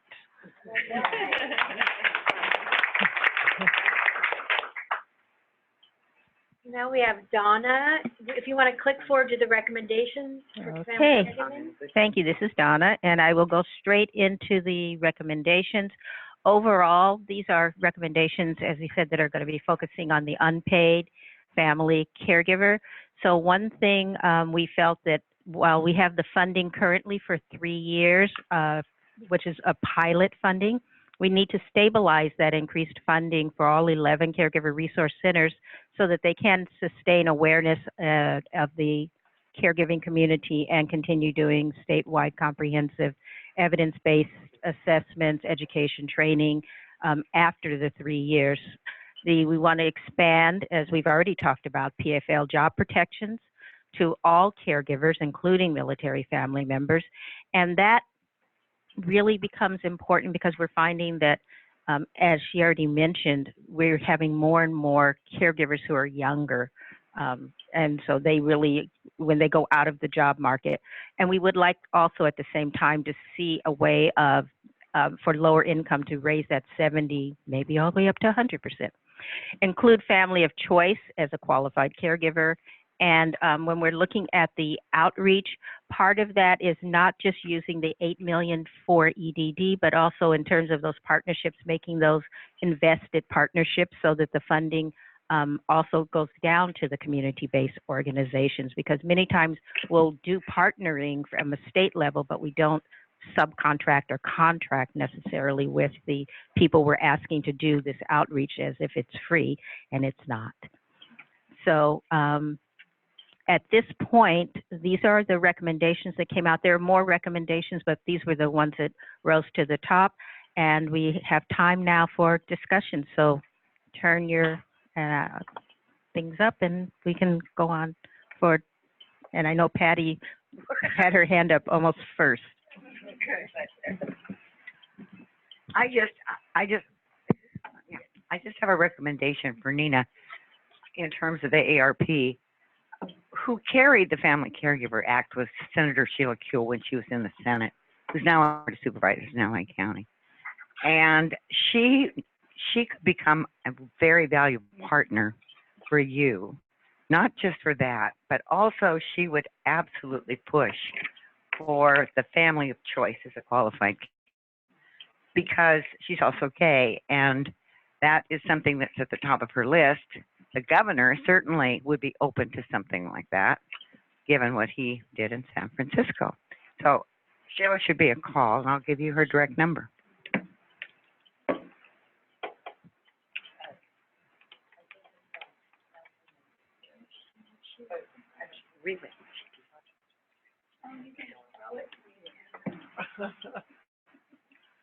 Great. Hi. Thank you, Ellen Schmeeding. I just want to lend our California Commission on Aging support to the CRC expansion. That is the program of choice for the missing middle, and really an intervention that works. And I know, coming from a AAA background, our Title III family caregiver funds also help to supplement, and that means a tremendous amount to the many caregivers, and it looks like that number is just growing and will exponentially. So a lot of support there. The other thing you mentioned was the Family Care Act, and some of our members would like to see that expanded to the aged and disabled Medi-Cal through CalAIM, that caregivers be involved in an assessment that occurs as part of the CalAIM medical program in the future. You know, we used to be caregivers.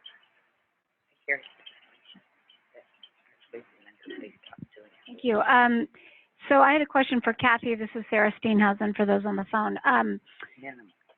Really love the work that you're doing to develop the uniform assessment that's digitalized, and just an amazing tool for future use. So what are your thoughts on if that tool were to be part of, if in an ideal world, the state moves more towards a standardized assessment / screening for the whole population, what are your thoughts on how to connect those two so that we don't have two different sets of standardized assessments? What are the feasibilities? Is that something that can be taken into account as part of your project, et cetera? Right now, there tends to be, there's a great deal of interest on the part of states and also on the part of healthcare to look at assessment. And so everyone's looking for the magic bullet. I think there are certainly on a screening mechanism for other programs to identify a family caregiver, there can be a short set of screening questions, and there can be a more direct referral process that can be developed. Where you are in, if you're sitting in healthcare, or if you're sitting over in a daycare program, or if you're sitting in a meal service, the questions may be slightly different, but you may have a core set of questions. There's no magic in this. We've done a lot of work, as you know, in assessment. There's about 200 to 250 assessment questions that relate to family caregivers. And you can core out those that are screening and maybe plus some according to the setting, and then have, you know, a way to coordinate that referral source. It can be done. We just haven't, we haven't had the will so far to do it.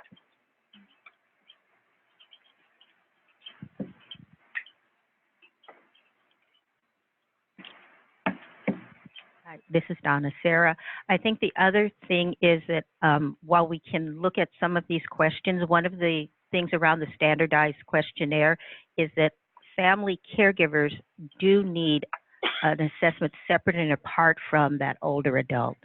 And I think that many times people tend to, when it gets merged, we lose the caregiver because caregivers don't self-identify. And so I think part of our standardized assessment might be having a way of standardizing how we help caregivers self-identify, so that we actually have to be proactive in identifying family caregivers, because they're not going to do it. I mean, that's been a challenge since our program has started, and anytime we talk about family caregivers, because it's just your mom, it's your dad, it's your aunt that you're just helping, and because people come in at different points in their journey, and the research is showing if we can get to people earlier in their journey, like in Washington State, where they're really trying to identify them earlier and stay with them, that's where we're going to start bending the curve in healthcare. Because when we identify them in the hospital, that might be a little too late. So it's doing that whole prepare to care that we've been talking about with, with AARP started it, but being able to do that in the long run, so that's another reason for when we're thinking about assessments, why we have to look at it a little differently than we do with just an overall older adult assessment. So. We have Anna. Anna? Oh, put your little flag down. Oh. Lydia's got her flag up. I think Jeff. Lydia, are you in the queue? Oh, I think, Jeff's hand went up. So, oh, he is in the queue? Yes. Oh, go ahead, Jeff. Thank you. I think that one of the things, and this isn't really meant as a criticism, but I don't think that people with disabilities who are aging really see themselves as caregivers to the same degree that others do. And I think in part that's because society doesn't see us as that. And I think there needs to be a better knowledge base among the community, including CRCs, as to specifically how to deal with these situations, because many of us probably should be and taking on that role, but we don't see ourselves as capable of doing it.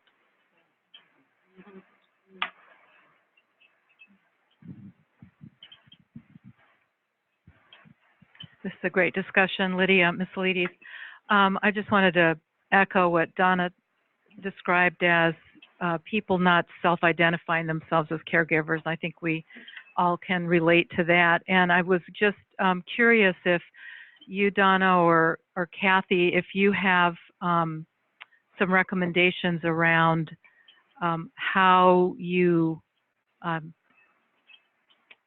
begin to help the person who's supporting the older adult or the person with disabilities who may be coming to you alone or with the other individual to sort of begin to not only form that a bit of a relationship where you can offer services, but to talk about their role, and are there screenings that you're using for identifying risk where that support person may be at a breaking point, and you have to do something quickly to help them and intervene.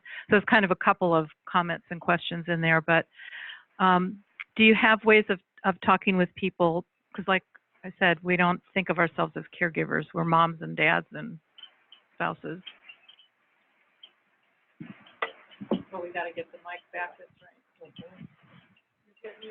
That was bad.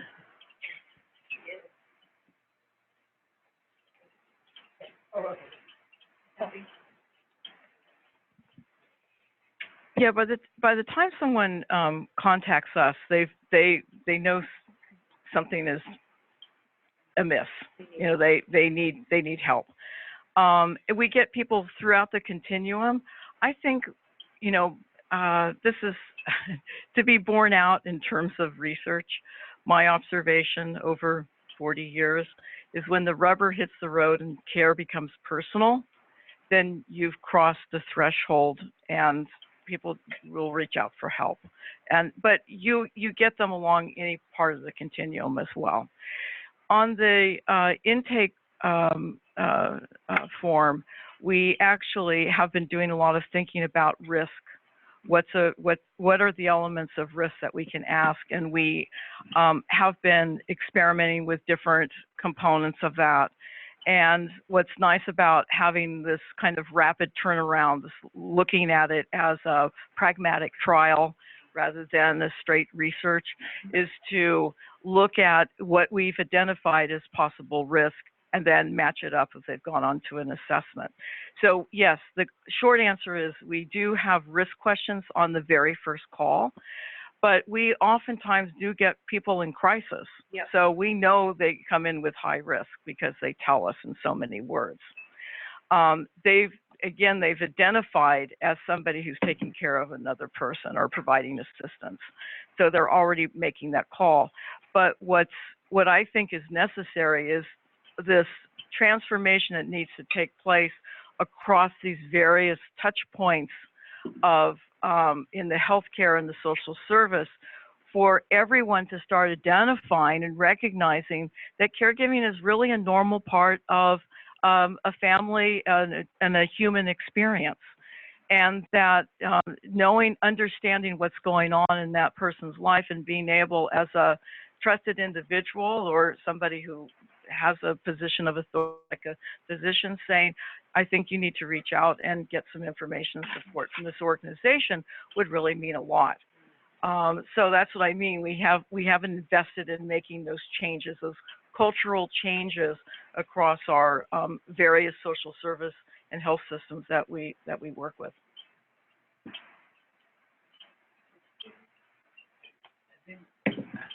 One of the good things about caregiving in general and family caregivers is, and this Peter Mendoza, consumer representative, you need to talk about how we can support caregivers who are under stress and ways to get information and supports to them in a variety of ways. But giving them blueprint of where to go for stress, for assistance, particularly if they're in crisis, or, sometimes, as when you provide caregiving on an ongoing basis, there's a lot of stress that happens. So we need to provide services or a message for folks to get services both in the home, so some remote support, via the internet, but also places for folks to go for counseling and support. That's a major issue for caregivers in general, but family caregivers too. And also more resources for the family caregiver when they need a break. And, I like the idea of, there was talk of the voucher, and that's good, but there's a shortage of caregivers. So the voucher's fine, but you got to be able to find a caregiver who can cover it. And that's an issue that we really need to cover in the recommendations, because it's difficult for folks to get breaks, even if they can afford to pay to have someone cover, because they can't find anyone to cover.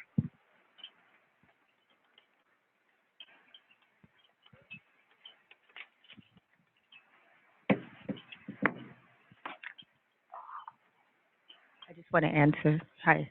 The other thing I think that wasn't discussed, but at least 50, and statistically across the nation and in California, at least 50 to 60% of family caregivers are show signs of clinical depression. And we have not discussed a lot in our LTSS about behavioral health services. And one of the things within the CRC system is that we do link to, we have a 6-session protocol to address some of that depression and stress, but I think that we do need to look at how we can link with behavioral health services overall for family caregivers, and that has not been a large discussion. And that's also part of health plans and things like that. So I hope that answers a little bit of what you were talking about too. Yeah, absolutely, because our centers work with the family Right. as well as the participant, and we see Right. Yeah. so much stress and dysfunction with family members not being on the same page, and Right. all that. So it's complicated. It's complicated, and they always say that you have 2 times you're caring for children, and then you come back and you care for an older adult, and we're all going to need caregivers or be caregivers at some point. This is Susan with the Alzheimer's Association. Thank you for this, and I agree with these recommendations. I have always been curious why this program is in DHCS, and especially with the point about focusing on middle-income Californians, and in light of our conversations with INA and No Wrong Door and Administration on Community Living. So I think that's kind of the purview of this work group too, is how it's designed. Any thoughts on that? I know it's initially we were under the Department of Mental Health, which made perfect sense that you have such high incidence, but we don't have that anymore. So the next big link and where all the referrals come from are Department of Healthcare Services, because we get so many, most of the referrals come from discharge planners and then social service. So it makes sense that we are linked within the healthcare field, because that's where you're going to see a lot of the family caregivers are kind of coming there, along with, of course, linking with any workforce people.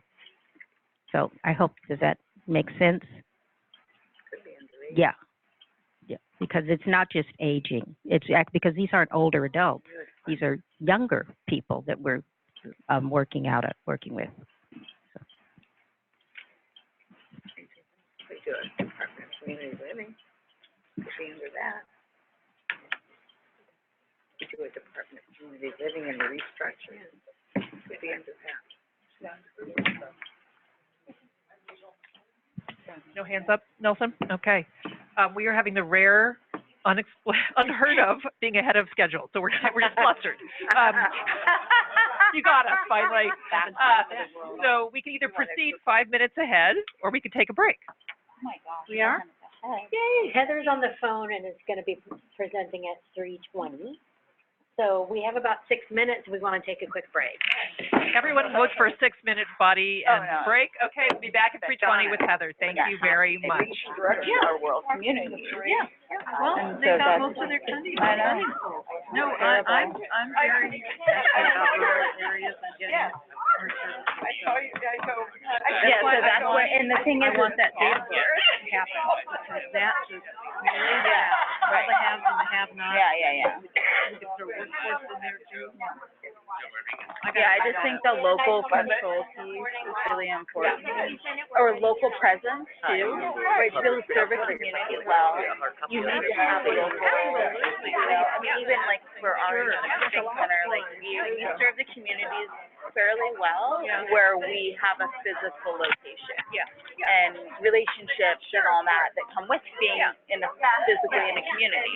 And so it's harder when you're, unless that's your model somehow. A lot of geography to cover. Yeah. Hi, David Lindeman.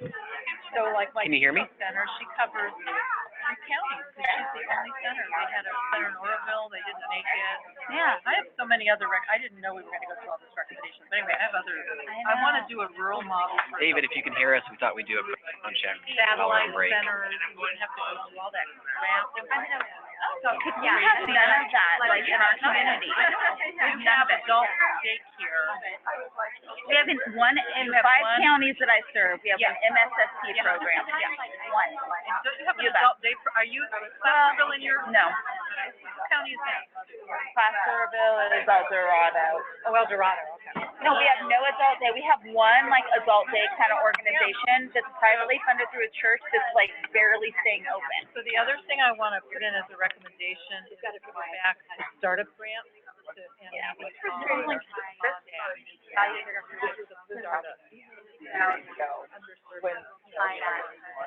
Maybe we can talk about that. All the Medi-Cal Email, go ahead and unmute your. Like I want those to be yourself on your expanded to all the different areas. You got to run. Email said 1 to 4. I made it. It did? The original email said the meeting is from 1 to 4. Okay, did you get your? Can you hear me? In writing David, great. Sound clear. Okay, I'm out in the hall at this meeting. As I understand, we'll start in 5 minutes, and Heather will lead the discussion, but I'm also able to participate. Oh, yeah, it's a nightmare. Fantastic, thank you. It's a nightmare. Put that in the back of the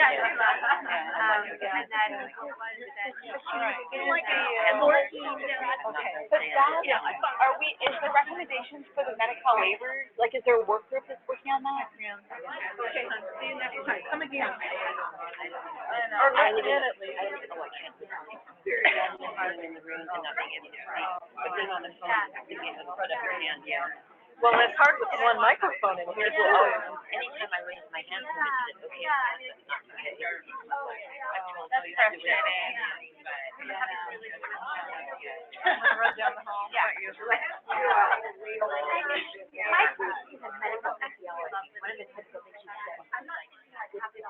I know a lot of medical specialists, how they all have their different. I really like it, other than the fact that it's like, what does a surgeon do?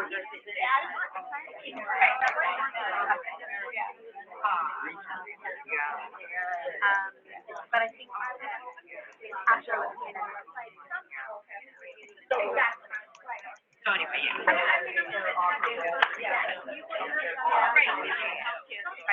do it. I can set it for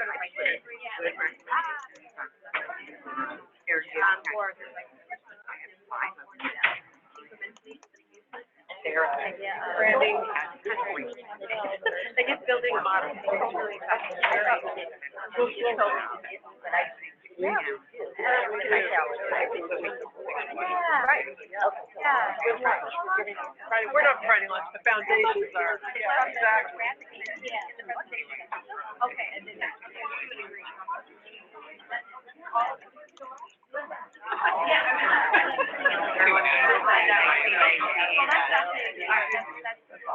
Yeah. And then American. Yeah.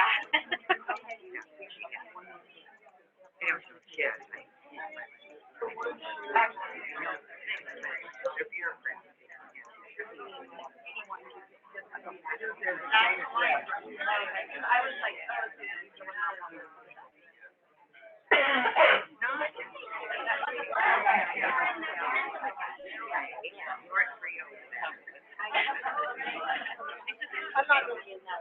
That's what no one is really yet. That's not fair. Yeah. I don't know. Lisa Manson. Well, she. Yeah. Sure.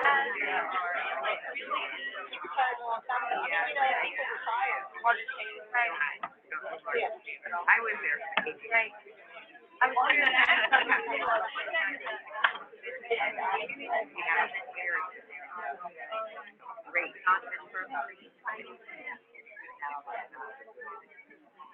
Great. Hi, yeah, we went way over time in our discussion.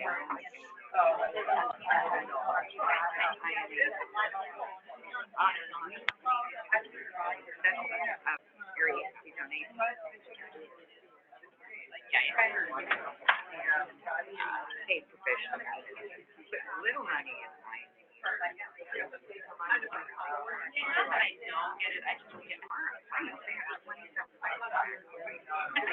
I guess, three contracts.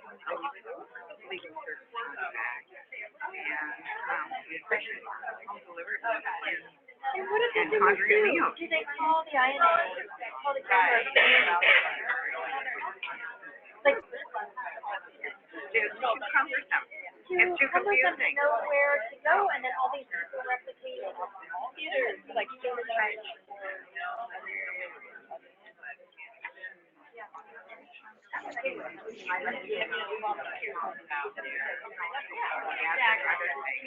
Yeah, you have your ordination. So, like, would you, in your house, somebody in your house plan,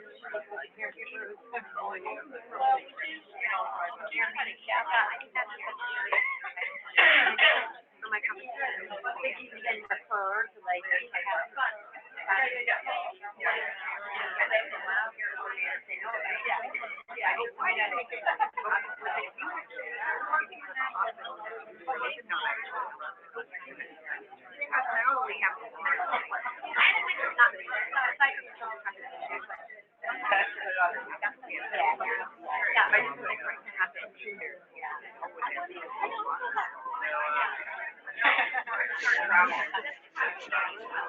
I called the primary care doctor's office, like it's front desk.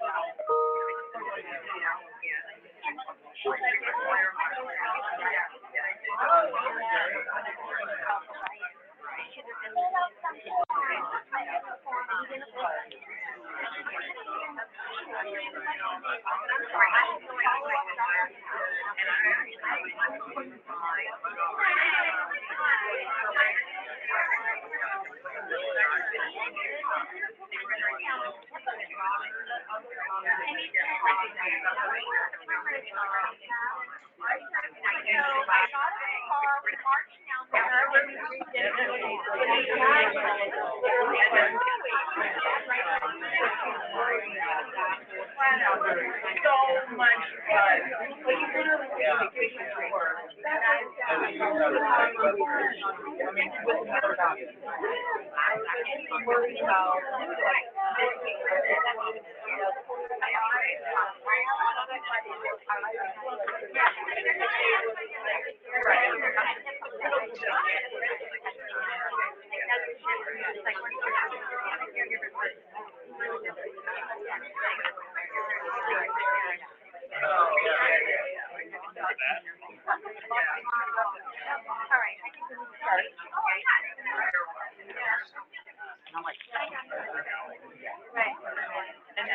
Okay, everybody, I think we need to get started after our a little more than 6-minute break.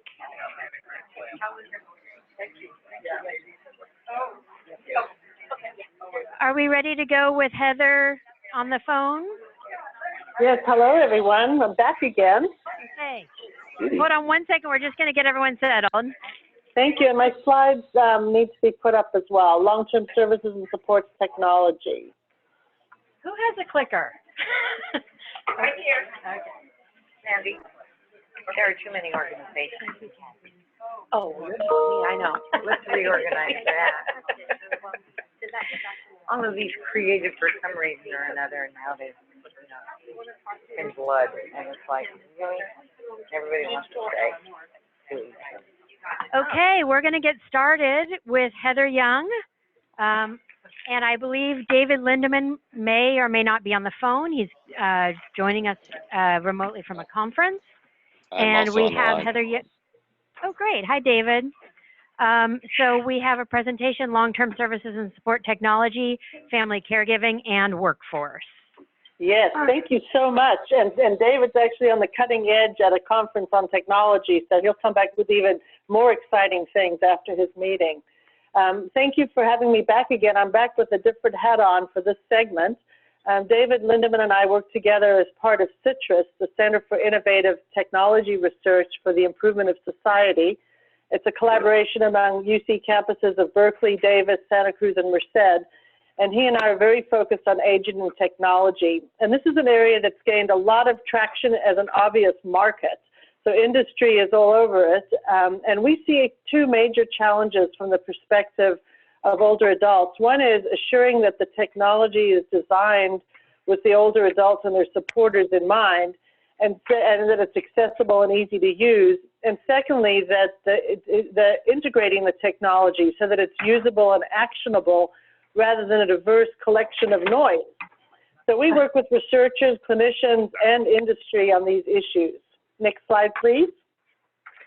I want to mention a couple of initiatives that are instrumental in our work around aging and technology. One is the Family Caregiving Institute at the Betty Irene Moore School of Nursing, and the other is the Healthy Aging in a Digital World initiative. And I have leadership roles in both of these entities, and we work very closely with David Lindeman and the folks at CITRIS on these issues as well.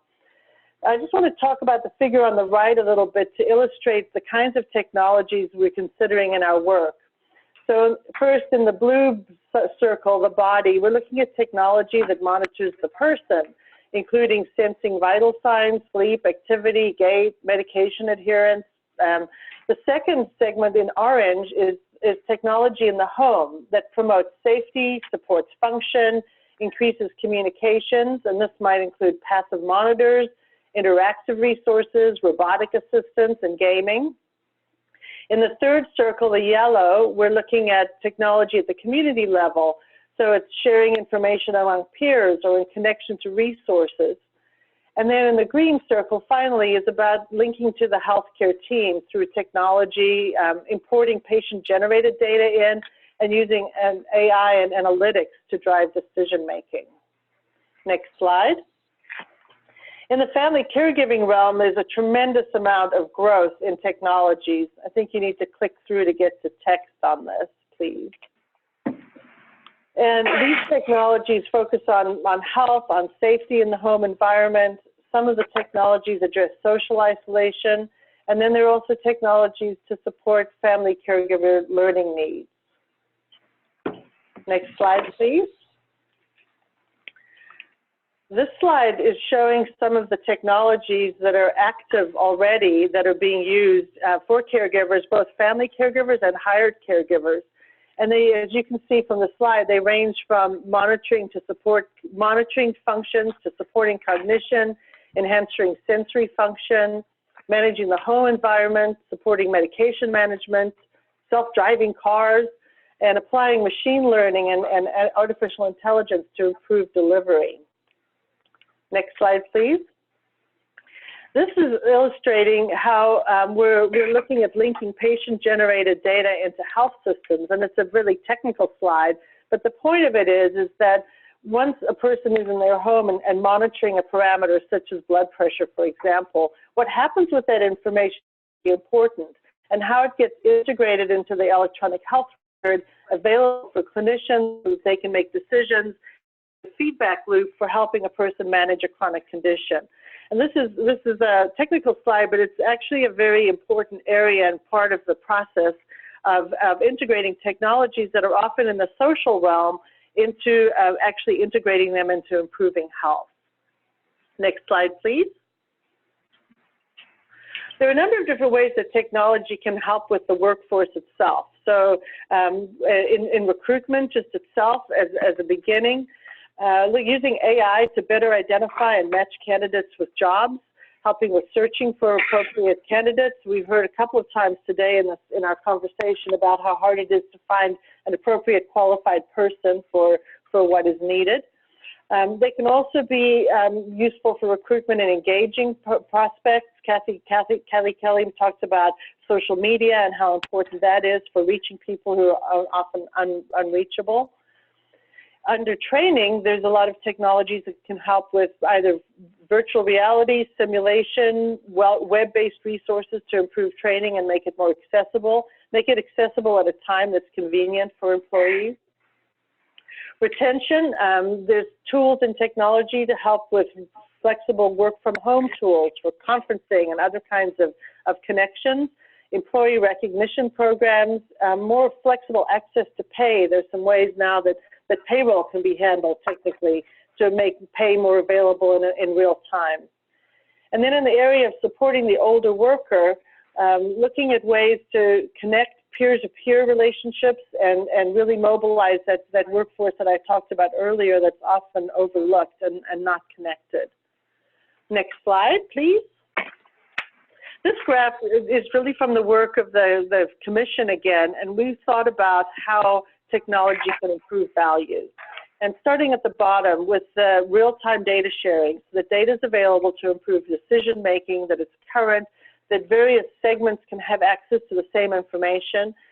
Kathy Kelly referred in her conversation about the integration of data across the social and the healthcare networks and having the information that's pertinent and available.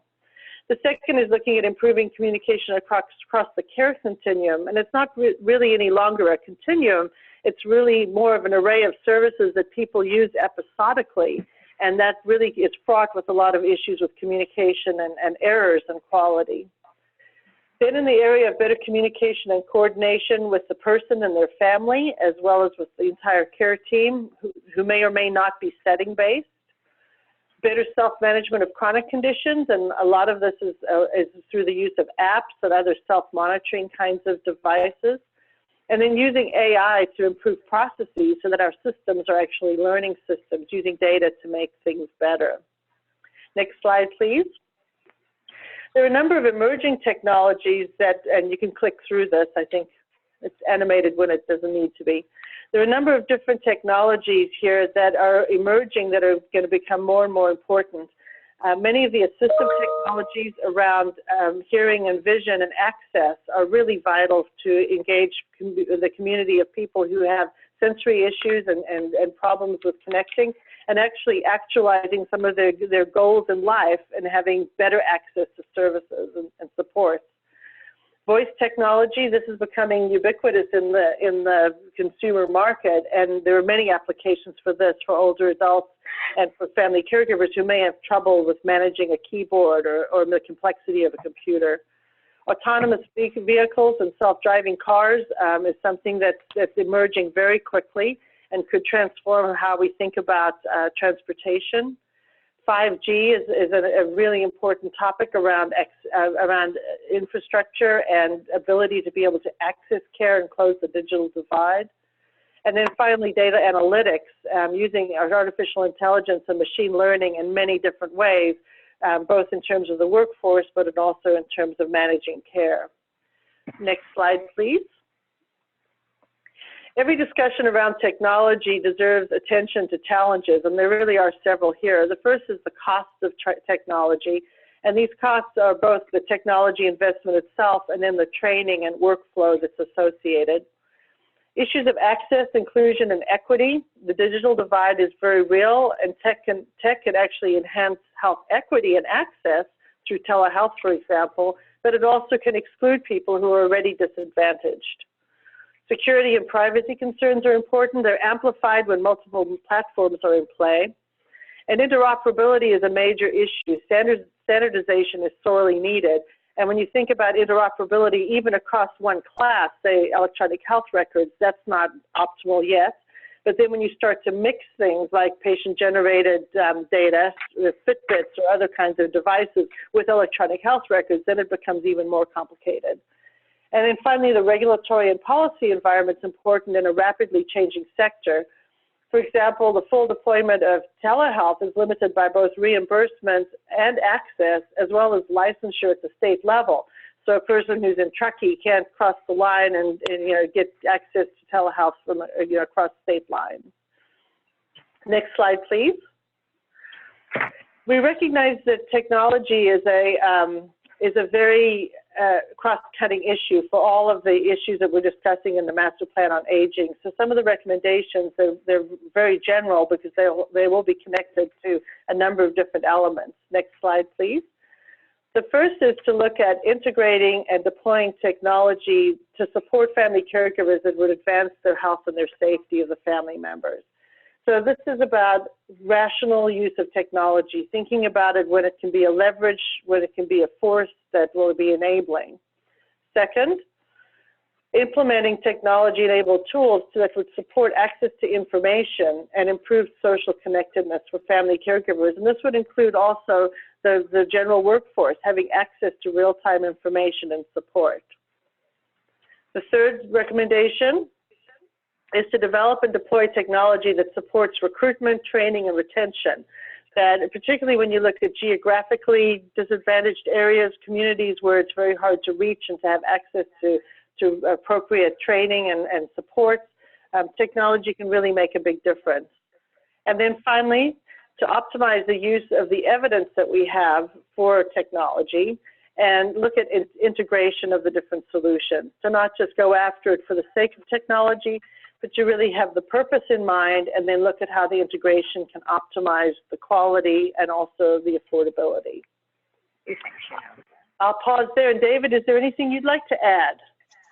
No, very nice, Heather. Thank you very much. I think you covered it all and look forward to the responses from our colleagues. Good, thanks. All right, we have Ellen and then Patty. Put your little name tag up if you want to speak. Hi, this is Ellen Schmeeding. I would just be interested in if you have any specific examples of technology that you think is really cutting edge. I think one of the challenges in the field is knowing which of the many products that we're approached with actually bears fruit. And so I'm just wondering if you have any examples that that might fit into your recommendation area. So some of the examples that come to my mind immediately are those that are passive monitors in the home that have been tested quite a lot for a person, for example, who's living alone and might have a distance caregiver or someone who's available to them if they fall or they have a change in their condition. And some of those technologies are relatively cheap, relatively easy to deploy, and can really make a big difference for peace of mind and for safety and protection. David, you may have an example you'd like to share. I'd actually add an element to that, and that is there are so many now valid, viable technologies. There's two sides to this. One, those that exist now that have a strong evidence base and have great distribution. I think the market shows us a great deal about what is successful because it shows what can be scaled. So there are literally hundreds of technologies that could be looked at in these areas rather than specific areas. And again, it ranges from family caregiver through the workforce, as we've already shared with you. But I do think the other important area is not just what's immediate, but since we're looking at a 10-year plan, what really will be the principles or lenses to look at new technologies, some which we don't even know about yet, will be coming online in the future. So rather than specific examples to put into this, I think we may be benefiting from providing a lens or a set of guidelines or approaches to look at technologies going forward. So I'll add it from that perspective. This is Patty Berg. I just want to mention there are many areas in the state of California, mainly rural areas, that don't even have broadband. And I can't tell you how many seniors I know who refuse to have even a computer in their household, let alone an iPhone, let alone an iPad. They deal with an old-fashioned cell phone if they have something. They refuse to go to Verizon with 18-year-olds that try and talk a different language that they can't even understand. So when you're talking about technology, you need to really pay attention to the population you're trying to reach. And this would not cover the entire state of California as it is now. No, you're absolutely right about that. And there's certainly that digital divide that's so important. Many people are going to mobile health solutions rather than broadband. Nationally, when you look at the Pew Research Center, for example, the trends in technology are that the older adults are the fastest growing group of adopting technology. That doesn't mean everyone is, and it doesn't mean that there aren't many people who are not ever going to connect. But it is a group that is accelerating in their adoption for the very reasons that we've talked about. A lot of it has to do with their chronic conditions and their management of their health. So it's, you know, what you're saying is absolutely valid and correct. And yet at the same time, there's a growing need in this group. So it's both. And could I add, absolutely, you're correct. And it's a huge area. We only limited ourselves to just 4 global recommendations. There are several very concrete ones related to the FCC in terms of telehealth, in terms of access to broadband and different policies that we think should drill down a little bit further and be added as other recommendations. And you're exactly on target that we have to be very thoughtful, and that's why we put in the issue of cost, that it does limit what people have access to besides comfort level in technology. And you also have to add the issue of training in technology. So we only wanted to keep it at a very high level for this first approach, but those are absolutely critical issues that should be included as we build out recommendations going forward. Thank you. Thank you. And this is Anna. I just will second the conversation on rural communities. It's real. But I wanted to flag, and I know it's on topic, but slightly off topic, and that's around assistive technology and durable medical equipment. We haven't really had that conversation, and there's a major gap in services for coverage for older adults and people with disabilities around access to equipment. And one, insurance companies are not covering a lot of equipment for people who need AT/DME. We have an equipment reuse program that we cannot keep stuff, donated items, available long enough, you know, to meet the demands of people being discharged from the hospital or nursing homes without the proper equipment.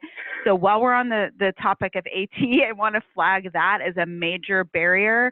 There's actually a cost savings, I think, that could be demonstrated of having a statewide like equipment reuse type program that would complement the insurance paying for new items. That would prevent rehospitalization or nursing home stays. So I wanted to flag that. Also, there's a lot of equipment that goes into the communication, assistive technology, or lots of different AT that older adults could really benefit from that is not covered by insurance at all. It's all out-of-pocket costs that people often don't have access to it if they don't have, if they're low income. So Jeff. Jeff Tom with the California Council. Oh, sorry, go ahead. Oh, okay. Jeff Tom with the California Council of the Blind. I wanted to follow up a little bit on Anna's comments. sometimes government is the worst offender, actually, and I'll give an example. Diabetic retinopathy is, I think, the second leading cause of severe vision loss among seniors. There was, and there is, a glucometer that can be used successfully only with an app. And Medicare actually prohibited people from using an app for that purpose. And so people were coming to us and saying, I'm risking, my Medicare getting cut off. If I use this app, what do I do? Well, it did have a happy ending in this case. Fortunately, the juvenile diabetic folks who have sometimes more cloud because of their children and that particular population got in there and convinced CMS to change their rules. But my reason for making this example is that often government is the problem, not the solution. If I could add, one of the ways we think that it's important to address that is the statement we have in there about the importance of guidelines, looking at this in the future versus regulations. Regulations can stifle opportunities, innovation, etc. They're critical for protection of in areas such as privacy, for areas that impact the well-being of individuals. But this will be one of the balancing acts that we think need to be put into a 10-year plan, how to protect individuals yet allow for an ongoing expansion with California's leadership in innovation in this area. David, Heather, hi, Lydia, Missilides. I was wondering, could you give a couple more examples of technology supporting workforce? That we had that conversation earlier in the afternoon. I'm imagining what some of those things might be, but would love to hear what you feel is really important for us to pay attention to. David, do you want to take that first? I'll jump in with a few. We actually have backup slides with several examples of both companies and approaches for each of the primary areas for recruitment, training, and retention.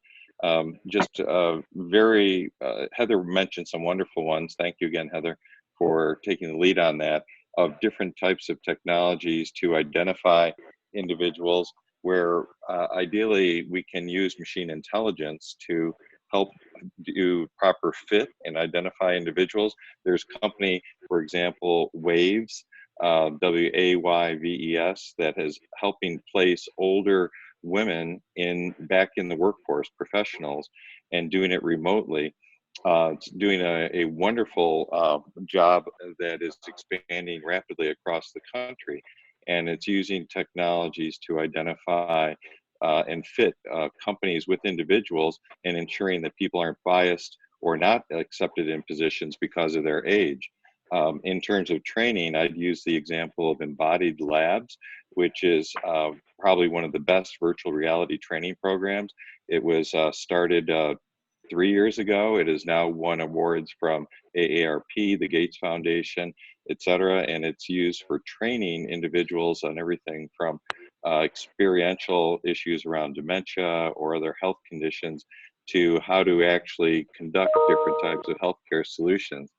And for retention, probably some of the best examples are large companies like Microsoft, who have built in new capabilities into all of their software that allow for all of us as we're aging and having challenges to our vision, hearing, dexterity, how to modify use of software in terms of being able to be very active and be able to use technology in the workforce to conduct day-to-day work. So those are just a few examples, and we would hope to add more if we're asked to delve into that level of detail.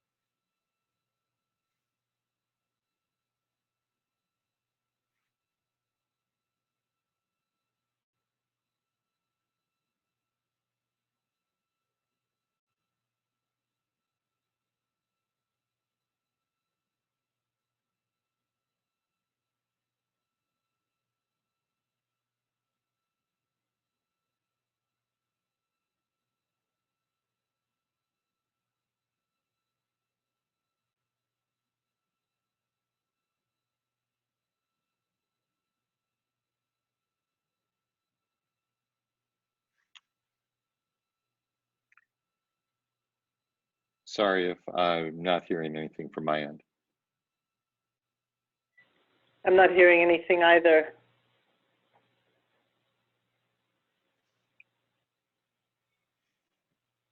I wonder if the signal dropped. Yeah, I'm seeing a note on the chat that others have lost it too.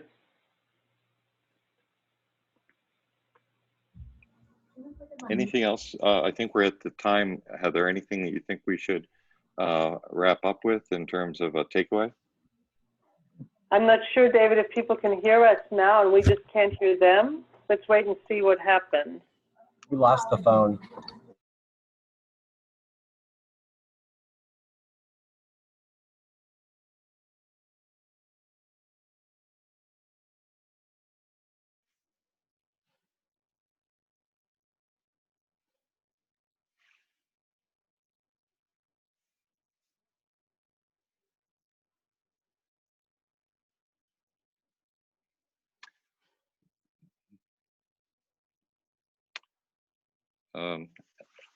Heather, I'll in another minute, I'll just jump off and go back into the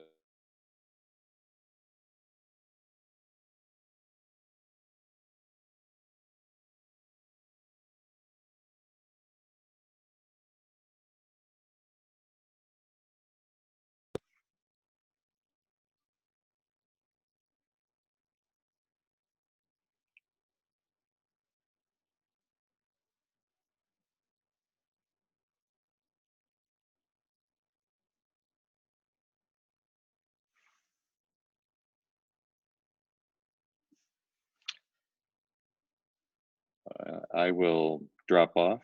Heather.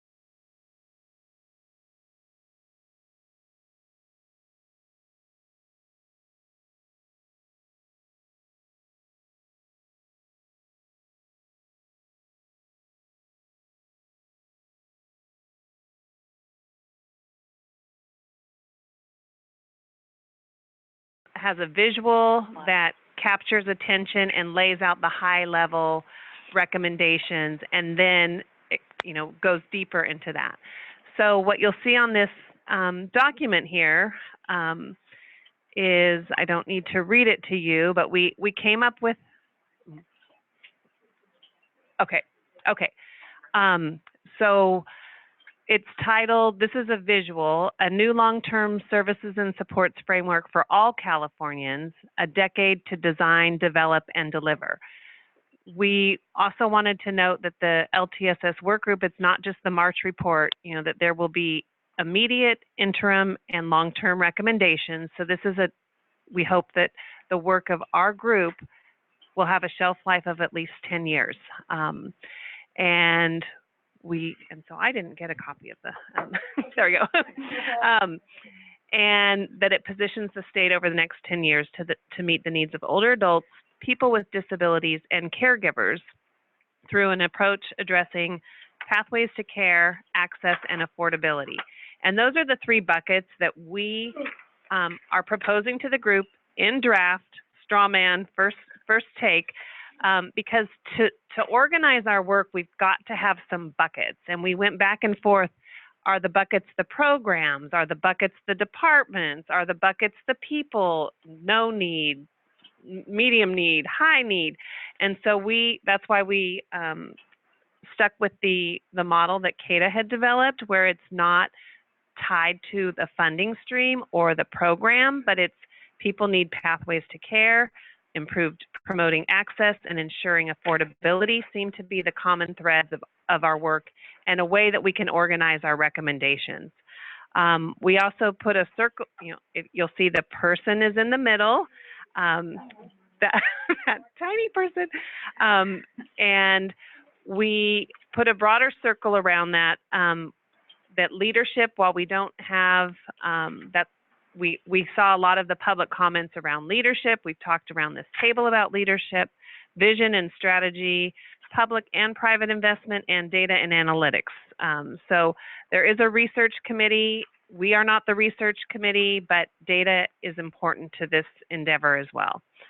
And then we took a first cut at some what we think have emerged under this organizational structure. So for Pathways to Care, there is information and assistance, standardized screening and assessments, care transitions, and integration of medical, social, and behavioral health services. Now, all of this is up for discussion. We wanted to plug things in somewhere to get started. Under promoting access, we started with IHSS sustainability, comprehensive statewide infrastructure for LTSS, plan for and accelerate workforce development, and 24/7 residential care. Those were areas we've talked about at every meeting, and we feel access is a common denominator. And the third bucket is ensuring affordability, and that is affordability which includes individual LTSS financing options and the public benefit that has been discussed, state financing, local financing, and federal financing. So shared financing and the federal share of our LTSS system. So this visual we hope is a starting point for how we can organize the work. We're not suggesting the recommendations at this point. And then, do you want to? I have a question. Yeah. Okay. I have two questions, actually. Yeah. Uh-huh. Oh, I'm sorry, you're not through with I thought you were through with this. Yes. We'll talk about the process that we outlined. And do you want to cover the process, Lydia or Sarah, or add anything to that visual? Uh-huh.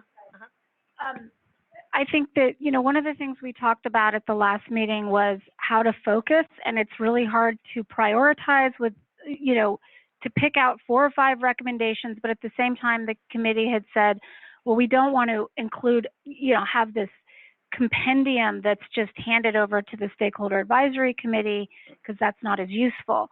So at the same time, after discussing it further, these 3 components and the issues that fall under these 3 components each of those are critical to moving the system forward. If you focus only on, say, funding, then you still have a broken system. Right. If you focus only on building our infrastructure without looking at pathways to care and funding, you have a fragmented system of care. So all three of these components are kind of interrelated. So I'll pause there. Lydia, did you want to talk about the process, or do you want me to run it through at high level right now? No, you can run through it. I think the only thing I wanted to add was we were seeing this as sort of three organizing areas that then you can hang your recommendations on. And we also, you know, kind of open for discussion. We started to discuss it last time that we don't want, while we want to elevate certain themes or specific recommendations, we also don't want to neglect some gems that are in these 150 or whatever's coming in recommendations that are innovative, maybe we haven't discussed, we're still need to get more information about. So we also don't want to sort of leave behind some, you know, unpolished gems that have come in. So we do want, I feel strongly that there needs to be a way where someone, whether it's a legislator or staff, can still look at the magnificence of all of the recommendations The that legislature have will not come look in. at the magnificence. Well, but of if all you're the interested in one recommendations. area, if we Trust group me. them, I understand completely. Yeah. believe me. Yeah. But if we group them and there's an area someone's interested in, they go, let me go look at, I'm interested in financing, or I'm interested in infrastructure, I'm interested in this.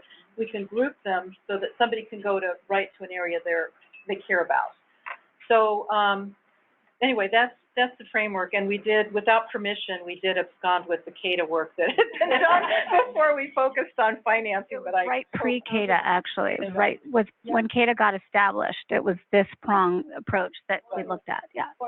Yeah, the LTSS Exploratory A lot of Coalition. work went into this. Yeah, so we'll talk about the process really fast. But as Susan noted too, when we were just talking, we just want to reiterate too that this is not the plan. This is not the master plan. The master plan is going to be developed, as Kim has said, by the state.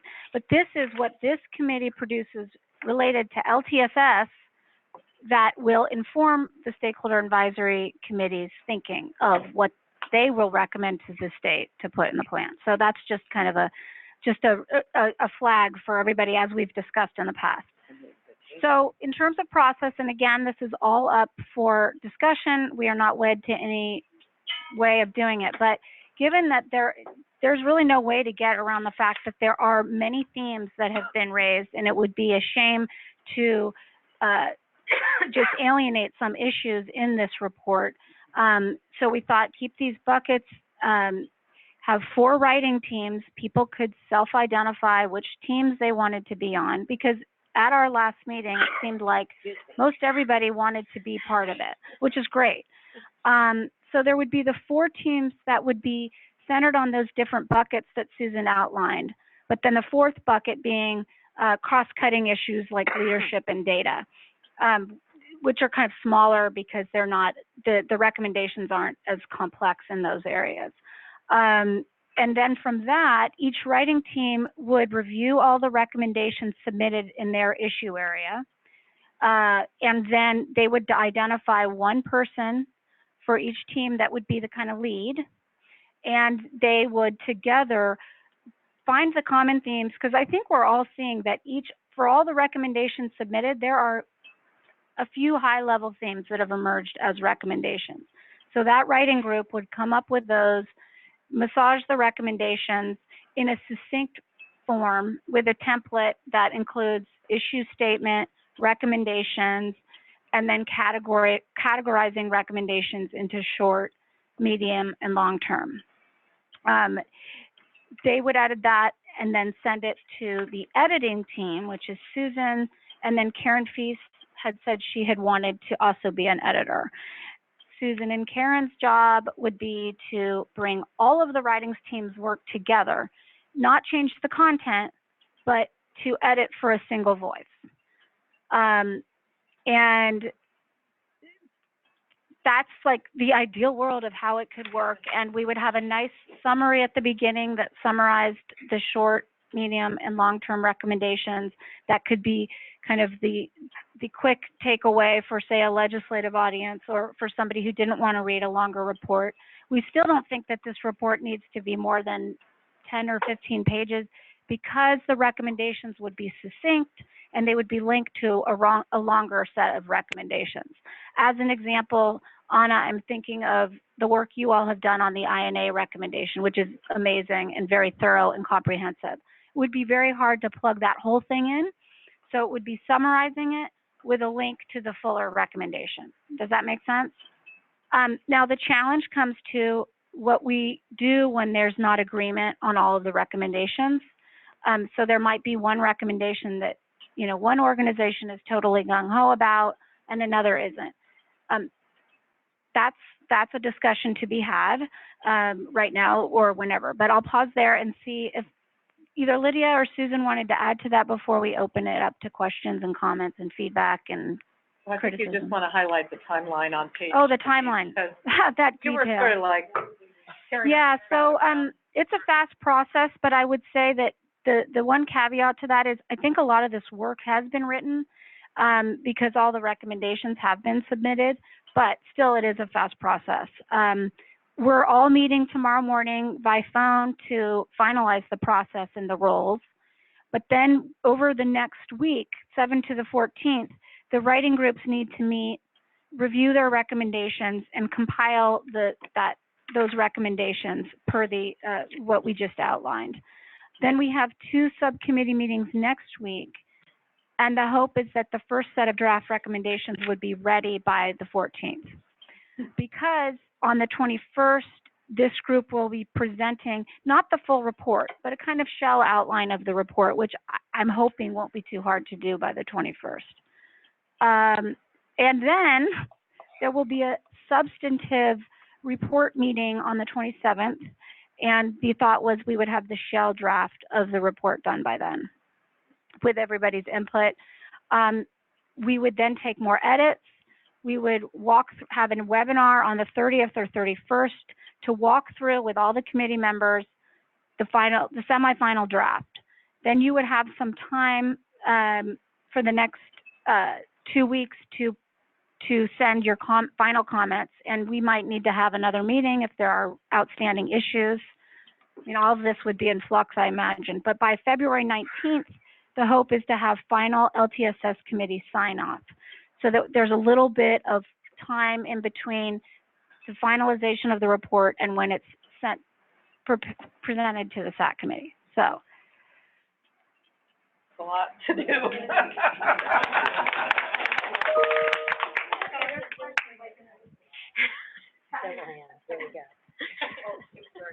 Just one question before I give you my comments, but the one question, what do you mean by 24/7 residential care? Is that housing 24/7 or is it board and care residential?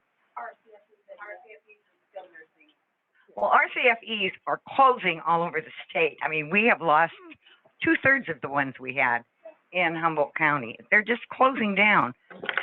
Oh God. Okay, so I'm just going to start because, but this is in terms of my comments. I like the idea of the 3. Oh, sorry. No, I have to talk about the 3 blocks. I like that. The concern I have, because I've done 3 master plans, is that what we're talking about is eliminating or changing the Department of Aging. We're talking about structure first. Structure first. Structure is not mentioned here. That's leadership. What? That's the leadership But committee. we haven't talked about that. We will be on the 14th. The meeting Because we have some great recommendations there. I just want to share, okay? Great recommendations there in terms of a name of a new department, a deputy secretary in the governor's office. I mean, we're talking about some great things in terms of structure that's going to make it work. But also on the path, I mean, this committee is dealing with the meat and potatoes of this entire report. It's the meat and potatoes. That's what it is. That's what it is. So we have to, I mean, some of the things that are not included in here are things that people are going to need.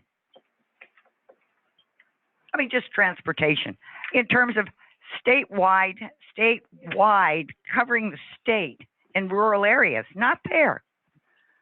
It's only for. There are, LTSS, that's the challenge. This is just LTSS, not the whole. Yes. How you get to the. we have, And that's gonna be the. Absolutely. Recognize it. Yep. Yeah, And there may be things that we omitted, so, there are definitely things you omitted. In terms of process, I think it would be very helpful if people emailed those tonight. If you don't see something that can be tucked under those, it would be helpful to know by tomorrow when the group huddles if which committee they should go into. I'm driving until midnight, so I won't even get home until 2 this morning, so I can't do that until tomorrow. we got CDA, we got government structure, you got transportation, so. I need to send everybody off the recommendation. I am, but I'm not ready to. Okay, so there you go. First of all, thank you so much for this graphic and really putting a lot of this effort into these 3 buckets. I really like that. The only thing that I would like to suggest, and I don't know if other people is, I always like family, because everything comes from family. So that one little person in the middle, I would like to see it more as a family as opposed to the individual. So Every graph you see, babe, is I know. in the center. I know it's patient, but we're talking about changing a system, and we need to be doing the whole wraparound, and you're wrapping around a family, and that's where aging, and I mean family in the broad sense, family of choice, we hope that we get that, but people really don't age in isolation. And it's a community. So, yeah, so I don't know, maybe it's a family, it's a house, I don't know. But thank you. Am I in the queue? Who's gonna go to audit and then you? Okay, thank you. Just checking, going around.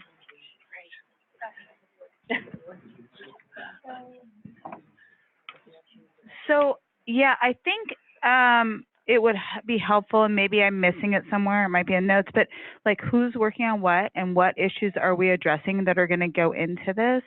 I feel tomorrow or today. Okay, because yeah, I'm unclear because there's some input that I really want to give on different areas, and I just haven't really been tracking who's working on what, or if there's anyone even working on some of these issues. No, we have to decide. Okay, so because there are a variety of things, we did a master plan roundtable in Nevada County. There's rural ones happening, right? There was themes that came out of that around emergency preparedness and transportation.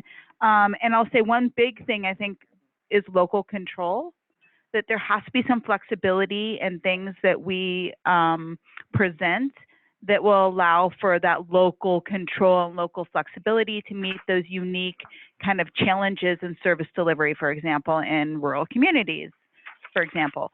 So yes, we need to figure out who's on what and what buckets are being missed or are being addressed, and we get to, an opportunity to look at them and give feedback on, or do we have to create them still? I can just say that I've taken all the recommendation and put them into about 40 different categories. Some of those are going to be related to LTSS and some of them aren't. I mean, there's a category on dental and oral health. No. Right? Right. And so I'm just going to need to get all those out to the right groups. Right. But again, yeah, because it's reported LTSS, so that's where it gets challenging. Yeah. Okay, so first off, thank you guys 1,000 bazillion times to everyone who did something, because I was drinking a margarita in Mexico. I was not putting this document together. So know that we were drinking margarita. That's very good. That's what I would recommend. Okay, good. Okay, so if now's not the right time, however, I was going to ask for clarification around like promoting access, IHSS sustainability, that, so clarifying that the sustainability, meaning the financing of IHSS, is in this category, not in ensuring affordability. Could be in both, right? Yeah, it kind of goes in both. And then plan for and accelerating workforce development includes IHSS workforce. Got it. Okay, great. And that somewhere in the process, Carrie, you would be sending us everything that's been received, and then it would be a question of just slotting them into different things. I think that's really great. And just to be clear, we, being my organization that I am representing, have not yet submitted our recommendations because I was in Mexico drinking margaritas. I'm just kidding. Nobody. A few people have asked me, when's the last date I could send recommendations? I'm asking, like, what is the last date, guys? I mean, ASAP. it was supposed to be December 10th. That was published 13th. December 13th was the deadline that we put out, so. Yeah, that's December 13th. Get them in. Yeah, I mean, yes. Or take, or don't submit them at all.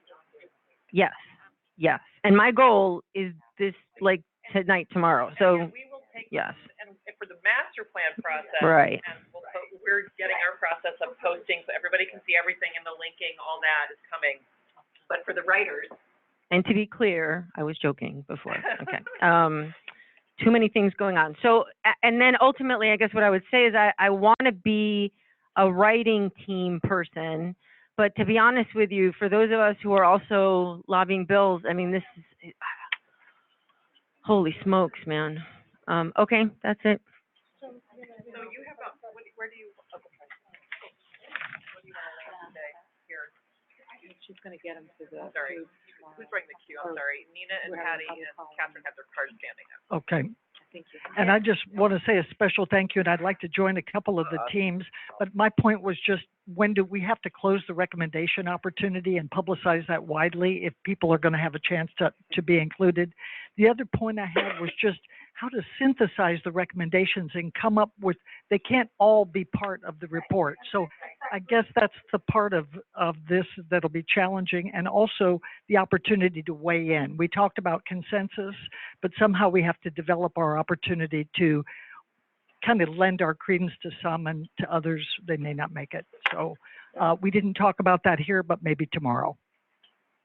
And that's part of why there's a lot of time built into the end, because we won't know until we see it all laid out and in the language. There might be a recommendation that shows up 20 times, and the writing team will put it together into one recommendation, because it's similar enough. Yeah, several of those. And it's premature to start prioritizing right now. No. Because we don't know Right. the overall context. Should we try to land today who the groups are for the different sections? Would that be As long as helpful? there's agreement that these are the right groups, Okay. like, I want to make sure everybody is okay with this, and then that would be ideal. So, yeah, I mean, I'll weigh in and say, I really like how you've laid out the 3 buckets of things that we're going to be writing to. So that makes sense. I'll echo what Christina said of, like, there seems to be a lot of time at the back end, and how you expect people to write something that's actually thoughtful in the next week strikes me as daunting. I mean, it sort of means some of us, like, I would volunteer to do more of the writing, but I don't really know how to, like, today is the 6th. So how are we supposed to get something done by a week from today? Anyway. Okay, and can I just say, so the other thing I think we should just pay attention to on access is, sometimes we talk about access including other community services. When we get to the little graphic part, we don't. And I think we should be thoughtful about what we say about residential services, because some are much more community-based than others, right? So there's sort of community services, which include certain kinds of places that you can live, and then there's more institutional care, and I think they're very different things. And I think we also need to say, this is a time to be thoughtful about what are other models of things that we might want to be developed, which doesn't seem to be there either. So Nina, AARP, thank you so much for putting this together while I was busy basically working out and eating a lot. So I think I don't have a lot more to add. I will say, as I said at the last meeting, I'm happy to be one of the writers on ensuring affordability, which I think we called LTSS financing last time. And I do want to back up something Anna said about community control. That's really important because previewing, I know that when we get to the fuller master plan portion and we're talking about age-friendly communities, that community control piece is going to be vital because that's how the network of age-friendly communities works. So just supporting what you said. Well, I also will be one of the writers, but I'm not sure which. And I also want to make sure we don't leave this room without talking about the target population. Who is it? And definition of LTSS. Oh. Claire's been trying to get in, so we have, can we let Claire in? Go ahead, Claire. Yes, absolutely. Oh, hi everyone, thanks. I now see how challenging it is to be on the phone.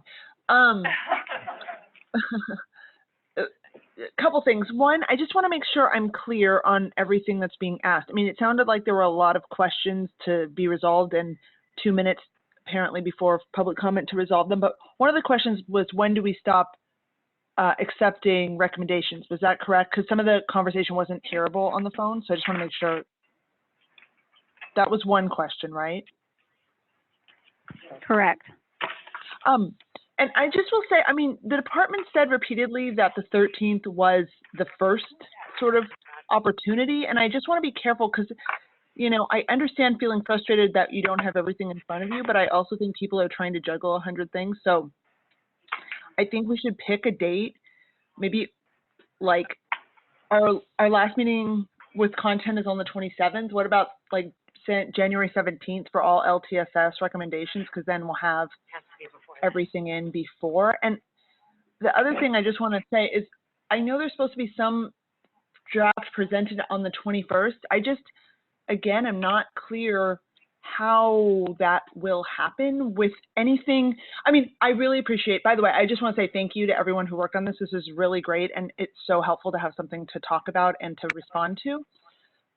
I would just say that I think that deadline feels like it was imposed artificially, and I would suggest that we be reasonable in what we can do, because we can certainly say something to SAC, but I think the problem will be is that no one will have really bought into it and there won't have been any time for discussion. So what we show them may or may not be a good reflection of what the final product will be. And I'm happy to work on the writing piece. Well, and one probably affordability or access, but. Thank you. Those are really good questions, and I think we can talk about timeline because maybe there's a way, in terms of what Catherine said and what you're asking, Claire, about this first draft of recommendations, and maybe, and I kind of turn to Kim and Carrie, in terms of what the SAC might want to see, if we kind of play around with this graphic and flesh it out a little more, is that something we could show them? Because I don't think they're going to ask for the whole report. I think it's about just checking in with them that a report is coming. What it might likely look at, what kind of buckets we're thinking about, right, and what the timeline is. Great. I don't think it's we were picturing an outline, so they knew we were working on something real. Right. Right. I think they use more as a little sample of what we're doing. Sorry, Peter Mendoza, consumer representative. You know, a little description of the buckets and the categories, and then the executive summary, and it also covers next steps where we are. So then I have a question. I know other people have comments and I want to go down there, but just think if, what would be helpful now is to know if everybody's okay with these buckets. And I include in that bucket, Patty, the leadership one, because that's one of them. And if so, then a goal would be to start thinking about which one you want to be in or two, so that we can talk about that tomorrow. But other than that, these are all really helpful questions and feedback, and we can think about timeline. And, I'm sorry, this is Claire. Can I just mention one other bucket? We don't say anything about equity, and it feels like that should be in here. Yeah, these are like the values. The value. See, like structure. So one thing we decided was this group had been talking about principles and values, and we opted, and there might be differing opinions, to adopt the values of the Stakeholder Advisory Committee. Right. Which has equity listed as number 2, and to be consistent with the overarching group and instead of developing separate values. So those values will show up at the top of the report, but that's just to share our thinking, but that doesn't mean it's what has to stick. And I'm gonna No, start that's to, helpful. And I guess there is a question of, does equity have to be more, I mean, I agree it's a value. I also wonder, is there, and I think the answer is yes, but explicit work to be done to further equity. I can give an update on that, but I also want to be really mindful of the time and public comment. And well, I'll give an equity update, but I also want, which is relevant here, but I also wanted to see, Sarah and Susan, what you want us to do about this deadline question. Do you want to say, last call for LTSS recommendations to be included in the stakeholder report is? I would do that. I would say yes, and then all that means, and everyone has to understand, that means the response time to the final draft will be shortened up. If you're okay with that and rather have more time at the beginning, that's fantastic. So what do you guys, do you want to decide tomorrow when you talk? When you're, okay. So it's coming out of the huddle group will be an updated timeline and including that piece. Okay. And the potential date would be the 10th on Friday. Or, yes, they will, yeah, but soon, days, not weeks, is the point, days. On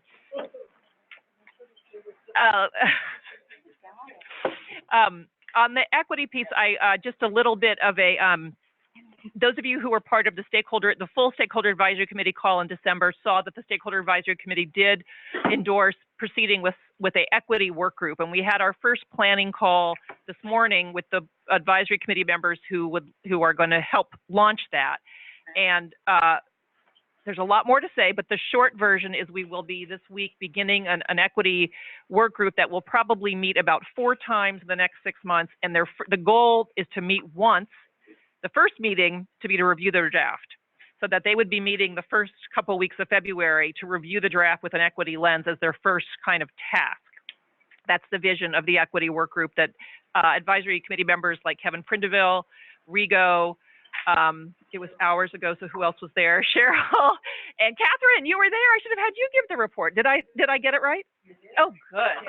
And then Derek had volunteered but wasn't on the call. And Berenice had also volunteered and was not on the call. But we want to include other folks who are not on the SAC to be sure. So we have to do a process and want to do a process to recruit some folks.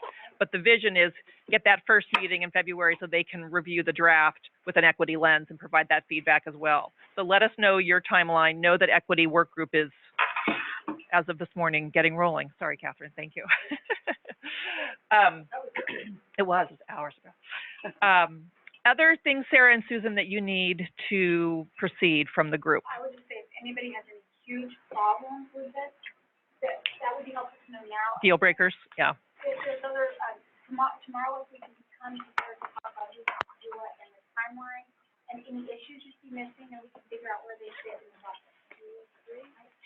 Yeah, I guess I'll also say, I think it's possible to say, because this is on LTSS and there's other things that influence those LTSS delivery, it is possible to say a final master plan has to include these other things to make us. Yeah. That's a good idea. The phone can't hear that. Shoot. You can repeat what Catherine is talking about how, well, LTS is absolutely interdependent with everything else in a community, and there needs to be a way to reference that and acknowledge that and call on the plan to do that without doing that all in the report itself. Is that fair? Thank you. Yeah, exactly. I would very much like to, again, appreciate all of the amazing presentations, preparers, planners that went into this, particularly over the holidays, particularly over travel, family obligations, personal obligations. This was an amazing, productive meeting for right after. And I want to make sure we open it up for robust public comment despite the technical difficulties that we had. We still have almost 50 people who are with us on the phone, and we still have people in the room. So let's, while the public comment slide up is also reminding you that we always take public comments in email, as well as the detailed recommendations. Let's see, in the room, do we have folks ready and eager to make public comment. And we'll do our usual reminder of we ask you to aim for 2 minutes, but we know there's a lot to say, so do your best. And take the mic, yes. Hi, my name is Julia Hales. I manage Marin County's Aging and Disability Resource Connection. I just wanted to really speak to something that's very important to me, and that's being the family caregiver of a different generation. At 25, I never expected to find myself having to stop my career, my graduate school, move to a rural area to care for my dad.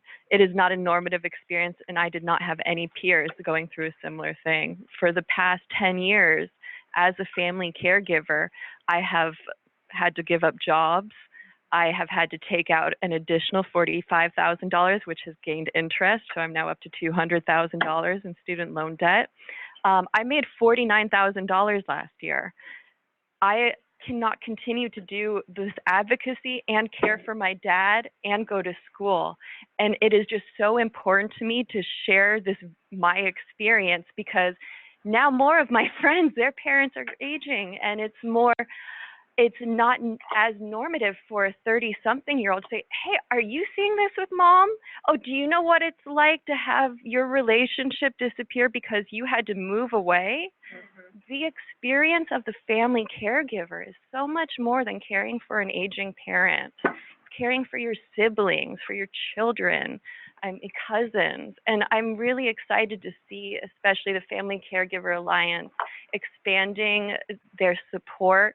I just want to advocate for more accessible services besides family caregiver support groups, because the isolation that occurs when someone is a family caregiver, especially in a rural area where you could not access any technology, cell phones certainly don't work where my parents are. It's really difficult, and so I really just want to push everyone to continue to be innovative and think across the board. This is an intergenerational problem that affects every single area of my life, every single area of my family's, and it affects my future, and it's scary.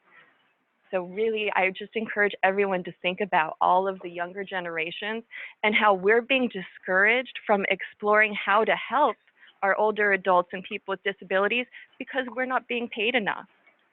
Thank you.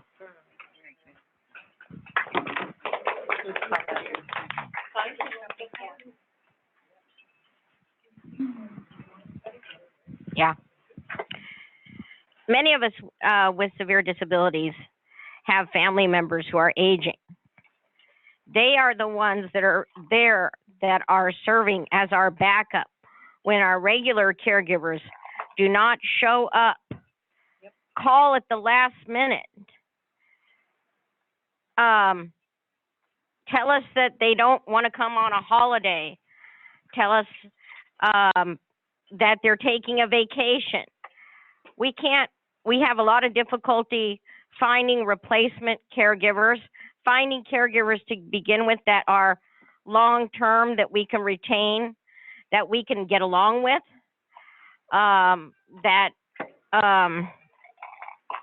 this issue is critical because the aging infrastructure of the caregivers that are out there now, family members, they're aging, and pretty soon they're not going to be able to provide the services to their loved one that you're relying on. And in the IHSS population, that's 72% of the people.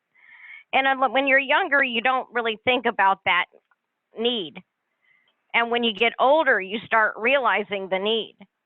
And as a person with a disability, it is tiring to interview and check references on a constant basis.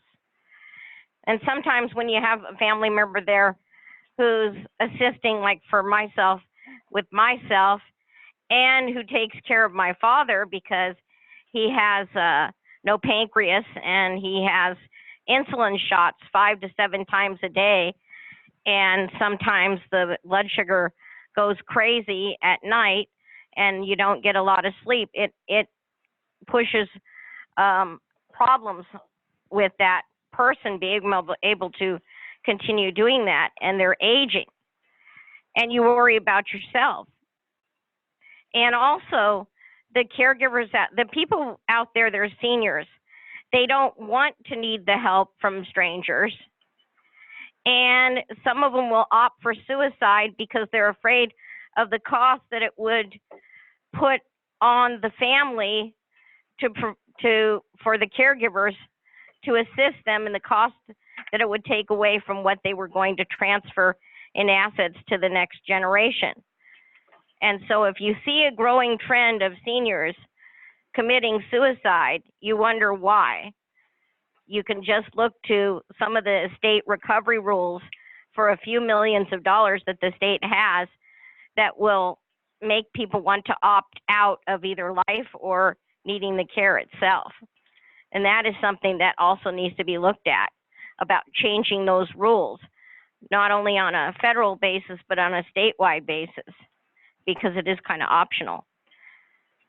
I guess I have a lot of comments I'm going to be submitting in paragraph form on a variety of subjects and more. And I should say that more and more people with disabilities and seniors are being subjected to scams from contractors.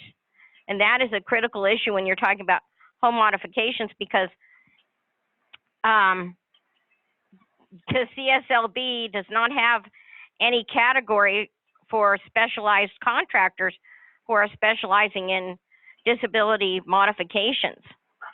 Anyway, I won't take up more time because I'm going to submit my comments, and I appreciate it. Thank you very much. And it's Connie Arnold, by the way. Thank you, Connie.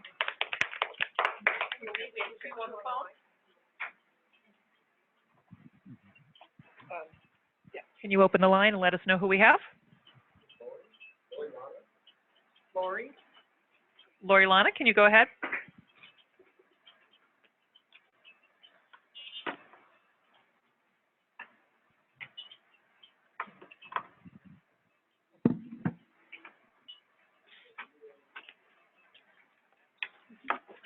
Yeah, what's the next one?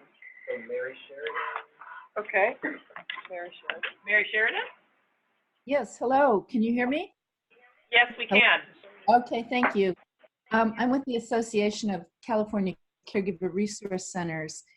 And just to add on to what was said earlier, I'd like to bring the committee's attention to the report that the California Task Force on Family Caregiving did. The task force was established through Assembly Concurrent Resolution 38 a couple of years ago. And after 2 years of research and deliberation, they came up with 7 recommendations supporting family caregivers. I'm just going to mention 3 of them right now. One of those was to increase funding to the CRCs. And as either Kathy Kelly or Donna Benton mentioned, this has now become stabilizing funding since the CRCs did receive an augmentation this year. But another recommendation was to modernize and standardize caregiver assessments across the state to support individualization of services and reduce service fragmentation. And I just wanted to add that assessments are important for another reason too. Kathy Kelly mentioned that caregivers feel ignored in the healthcare system. I would take that a step further and say that they're actually invisible, and that recognizing family caregivers as people whose needs are important to assess is really crucial. And then a third recommendation was equipping caregivers with easily accessible information, education, and training that is specific to their situation. And this, of course, also depends on individualized assessment. I also want to say a word about the value of the CRCs being under the Department of Healthcare Services. One of the strengths of the CRCs is that they do function as a statewide system, so that a caregiver in LA gets the same assessment as a caregiver in Sacramento, as a caregiver in San Luis Obispo County. And the more that programs are carved up under more local entities, the more services become fragmented throughout the state. The DHCS umbrella allows the CRCs to cooperate and coordinate with each other as a whole statewide system and still provide services regionally and locally. Also, since the CRCs serve family caregivers of adults of all ages, being under DHCS allows them to serve the whole target population versus only family caregivers of older adults. Just want to add that I love the idea that the paid family leave folks are supporting about family choice. I think that's another idea whose time, it's not just come, it came a long time ago, and it's time for us to include families of choice. And I second Kathy Kelly's comment that the CRCs want to be the cheers of family caregivers. So thanks for the opportunity to put in my 2 cents. I appreciate it. Thank you. Thank you. Worth much more than 2 cents. Thank you, Mary. Were we able to get the other person on? Nope. Anybody else in the room or on the phone for public comment? Okay. Okay. Do your take and then I'll see. We're gonna quickly go to then summarize what we agreed to do in the last 4.5 hours. Carrie, give it your best shot. All right. These aren't necessarily us, but so there were some requests for additional data from Stuart Knox, including geographic breakdowns of workforce trends, differentiating between home health workers and home care workers in data, and data on workforce available in all 58 counties, especially consideration of rural areas. There was a request to look for more innovations around increasing gender diversity in the workforce. So recommendation to work more closely with legislators, and a request to identify more researchers for resources and research on family caregivers when they're under stress. Another recommendation was that we wanted to start working on an assistive technology recommendation. Anna, you were going to take the lead on that with Peter, Jeff, Catherine.